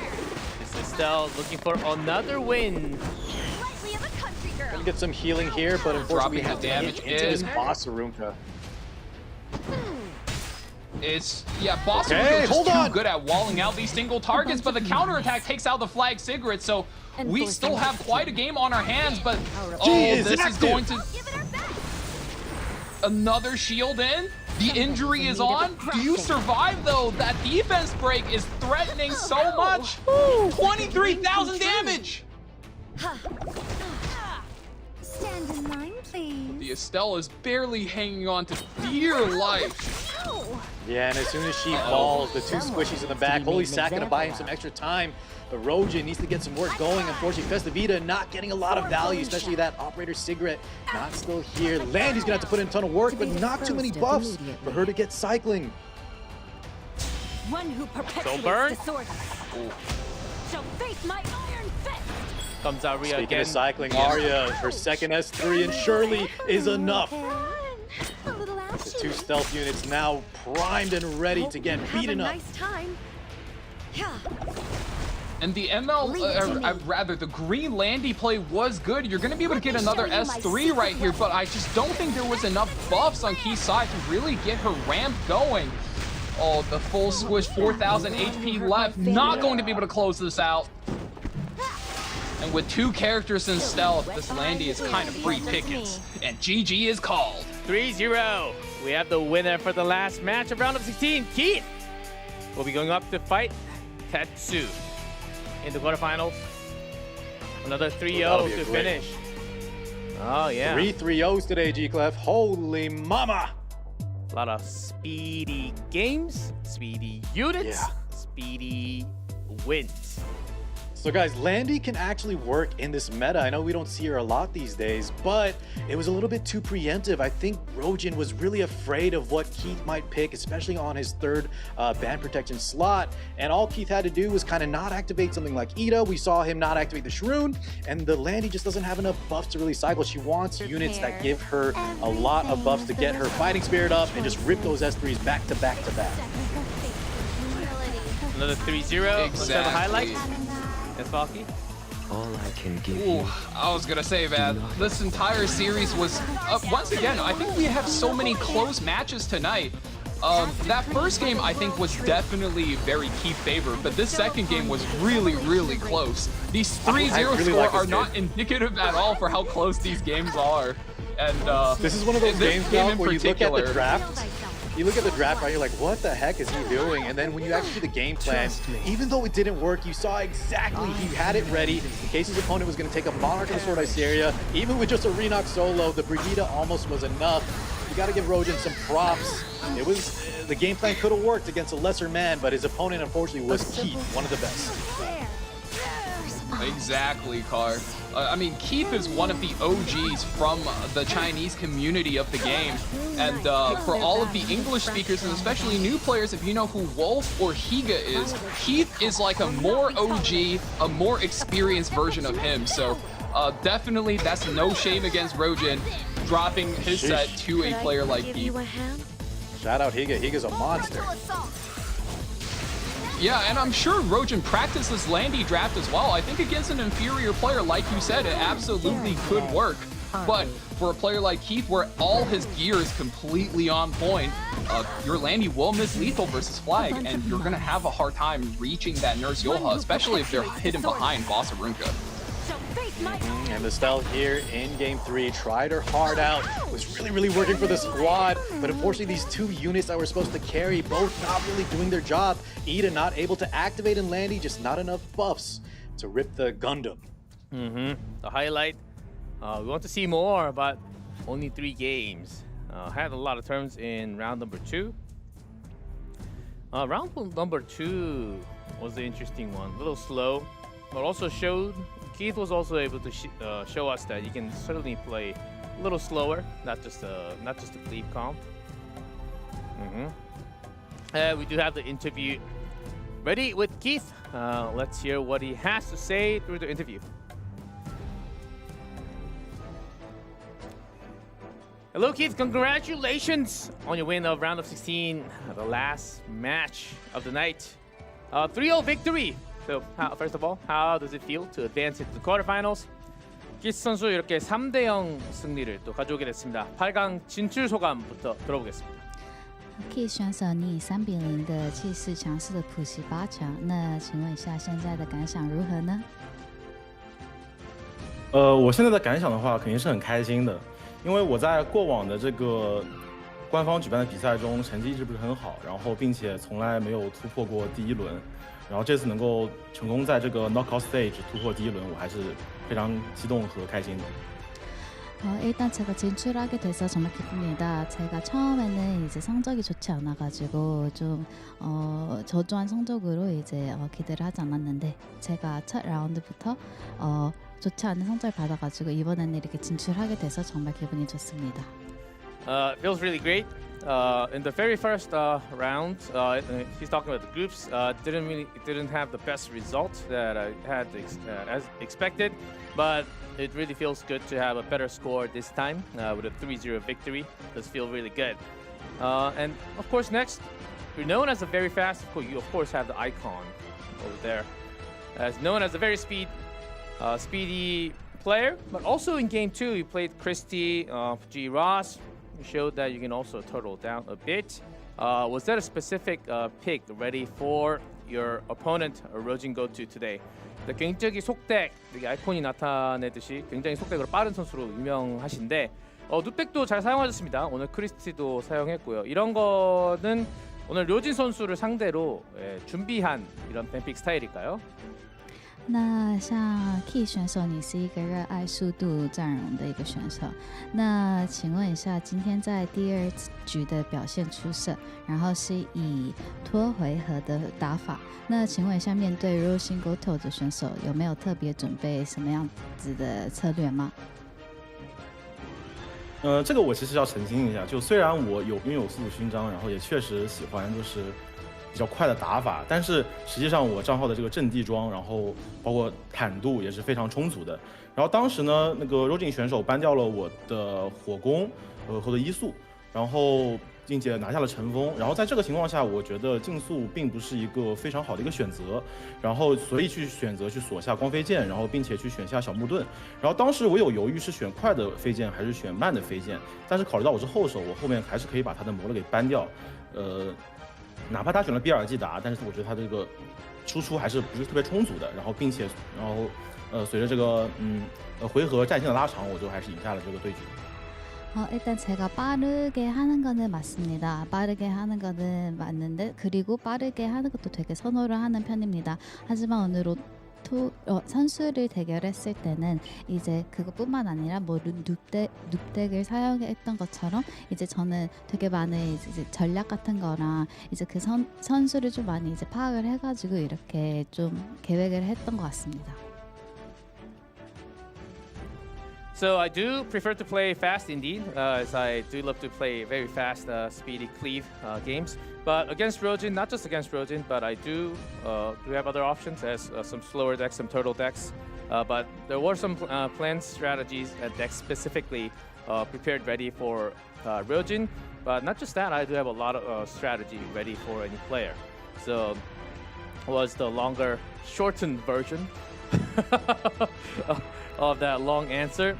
So 3 games though, but I feel like you had a moment that you really felt like, okay, I think I'm going to win this best of 5. I think you had that feeling in the game. When did you have that feeling? Was it with draft or in game, or like in game 1 or 2 or 3? 오늘 이 3경기밖에 안 했지만 중간에 뭔가 뱀픽이나 경기 안에서 뭔가 이길 것 같은, 오늘 베스트 5를 이길 것 같다라는 좀 느낌이 들었을 것 같습니다. 혹시 오늘 중간에 경기에서 그런 느낌을 들었을까요, 혹시? 那今天，请问你是在哪一场比赛？可能是在 BP 的时候，或是在第1或是第2场到第3场的时候，什么时候哪一个瞬间知道说你今天会获胜呢？实际上，在游戏进去的那个瞬间，然后我看到我是 first pick 的时候，我觉得就已经获得胜利了。因为实际上，我觉得这个先后手的差距还是特别大的。然后后手你这个游戏会变得特别难，然后很多 OP 的这个 champion 你是搬不完的，比如那个 scale， 然后比如那个调香师，所以说当这个游戏进去的时候，我发现我是先手，然后我可以很舒服的搬掉那个赫尔塞蒂和scale 的时候，我觉得我就已经赢了。일단 뭐 뱀픽도 거기서부터, 그리고 이제 제가 이제 선픽이라는 것을 이제 알았을 때 제가 그 상황에서는 제가 이겼다는 순간을 이제 받았던 것 같습니다. When I knew that I had the first pick, I think I had the chance to grab a lot more OP units. So I think that's the moment that I kind of knew that I had the lead and grab onto the best of 5 win. Of course, now final question that now we know that you're going up against Tetsu, who just won with another very interesting match versus Meow Mix. Do you think he's a strong opponent? Or do you have anything to him? Any shout-outs to Tetsu as you will be facing against him? 네, 이제 8강에서 태츠 선수랑 이렇게 경기를 붙게 될 텐데 한번 좀 도발 멘트 이 정도 한번 부탁드려도 될까요? 那下一场8强对手你是会跟 Tetsu 选手面对，那请问一下有没有什么话要跟他说吗？Tetsu 选手是一个非常强烈的玩家，并且他也有这个 Hall of Fame。我也一直把他就是当作为一个很强的一个竞争对手。但是呢，在这次比赛只有一个人可以成功，好吧？然后我觉得一定是我，并且我也喊话3注定，好吧？我们也就是哈扎选手。 然后我们会在决赛碰头。 일단 테스 선수는 정말 잘한다고 인정을 합니다. 그리고 경쟁자이기도 하지만 그래도 제가 더 잘할 것 같고, 그리고 저는 저의 경쟁자 라이벌은 하자마이라고 생각을 하기 때문에 일단 잘하긴 하지만 두고 봐야 할 것 같습니다. Oh man, let's bring the translation. He's of course a very highly ranked in Hall of Fame, and he's a very strong contender. But I actually think my real opponent is Hazama Ray. Was the answer from Keith. Thank you so much for the interview and congratulations on the win. Keith 선수 인터뷰 정말 감사드리고 다음 주에 뵙겠습니다. 승리 축하드립니다. 谢谢你的采访，恭喜你。 Thank you so much. See you next week. Not just a great player, a indeed great interviewer as well. I thought it was a ChatGPT speaking. Man, you got some answers ready. One of the best interviews so far. Yeah, and I love the that respectful trash talk. Looked ready for the match, and he sounded ready for the interview. He prepared for everything tonight. Oh yes. Oh. That was the longest answer I've had in a while, ever since one of the other Korean players back in 2 years ago. where he didn't stop answering, where he continued to answer for like the next 2 minutes, and I was writing down full notes for translation. But it was really fun. Tetsu versus Keith will be the last matchup for the quarterfinals. It's finally completed. Alabator Swopo, Ozma Ray Omega, Magic Chi Phantom, Tetsu Keith. Oh, what a lineup for the quarterfinals. Don't miss any match, because if you miss it, and join us live. It's always fun. There's always a bit of more, I guess, sparkles around the air for the live action. Yeah. Yes. A lot, because quarterfinals, we go through the entire thing in one day. We will go through all the quarterfinals. And the last day, we do both the semifinals and the final match all together in one day. So 2 more days of E7 Masters waiting for us. Big names. I cannot even predict who will come out on top. From 32, now we're down to 8 players. Oh man, lots of exciting things are happening. As 2 days of round of 16 action. It's a bit of a different topic. What did you guys think about the single elimination round of 16, best of 5? We have a different format now compared to E7WC. Do you think, Falky, do you like this format better or in a different way? So far, I think it's a really good format. It gives a lot of players a chance to kind of recover if they ever have a bad game or bad RNG. And once we get to this like top 16, a lot of BO5, so we end up seeing a lot of different units. I mean, we even got to see Ruzit, for God's sake. So it's a lot of fun. I'm enjoying all the changes so far. So I gotta say, like the dev team, the TOs, they've really been cooking. Oh yes, certainly. Even those players who got knocked out yesterday and today, please keep that in mind and remember their names, and Ruzit for sure will be remembered for a very long time. Car, what do you think about the format so far? G-Clap, I'll let the results speak for themselves. I always have a great time with you guys. Thank you so much at home for watching, but tonight especially, I had so much fun. The Ruzit notwithstanding, my God, what a blast. Still remaining 2 more days. 1 day next week and the week after to finish out, round out EpicSeven Masters, a road to EpicSeven WC towards the end of the year. We continue with the knockout stage quarterfinals next week. Thank you everyone for watching and have a epic weekend. Do you seriously believe that you can keep up with me? Break. Oversight. As you command. May eternal mercy dwell. Come on, struggle. Try your best. Though it won't make a difference. Choke. I'll hear some of my courage. Is it my turn now? Don't come any closer. Even if my soul shall burn, sure that not even ashes will remain! What a lesson to be engraved upon your soul. You trust me. Don't let your guard down. Let's go, boys. This is just perfect! I've been waiting to try out these new clothes! Do you have nothing left? Ow! I need to get hurt. It's your turn now. Let's ride!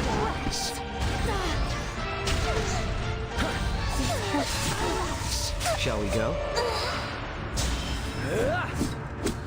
Blade ascent! Let's bet on who's faster, yeah? Trying to get away, are we? You can't outrun me. Ow! Let my guard down!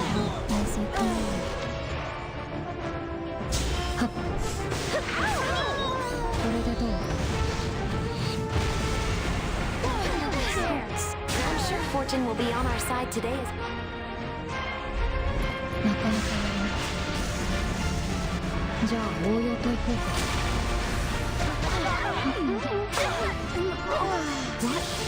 What was that? Eliminate them. Dancing blade. If they won't get out of the way, we'll cut her. This is my justice. You're not supposed to go out that far. Everything is the result of your choices. Except for humility. I've warned you, haven't I? All I can give you, do not expect. I command thee. Perish.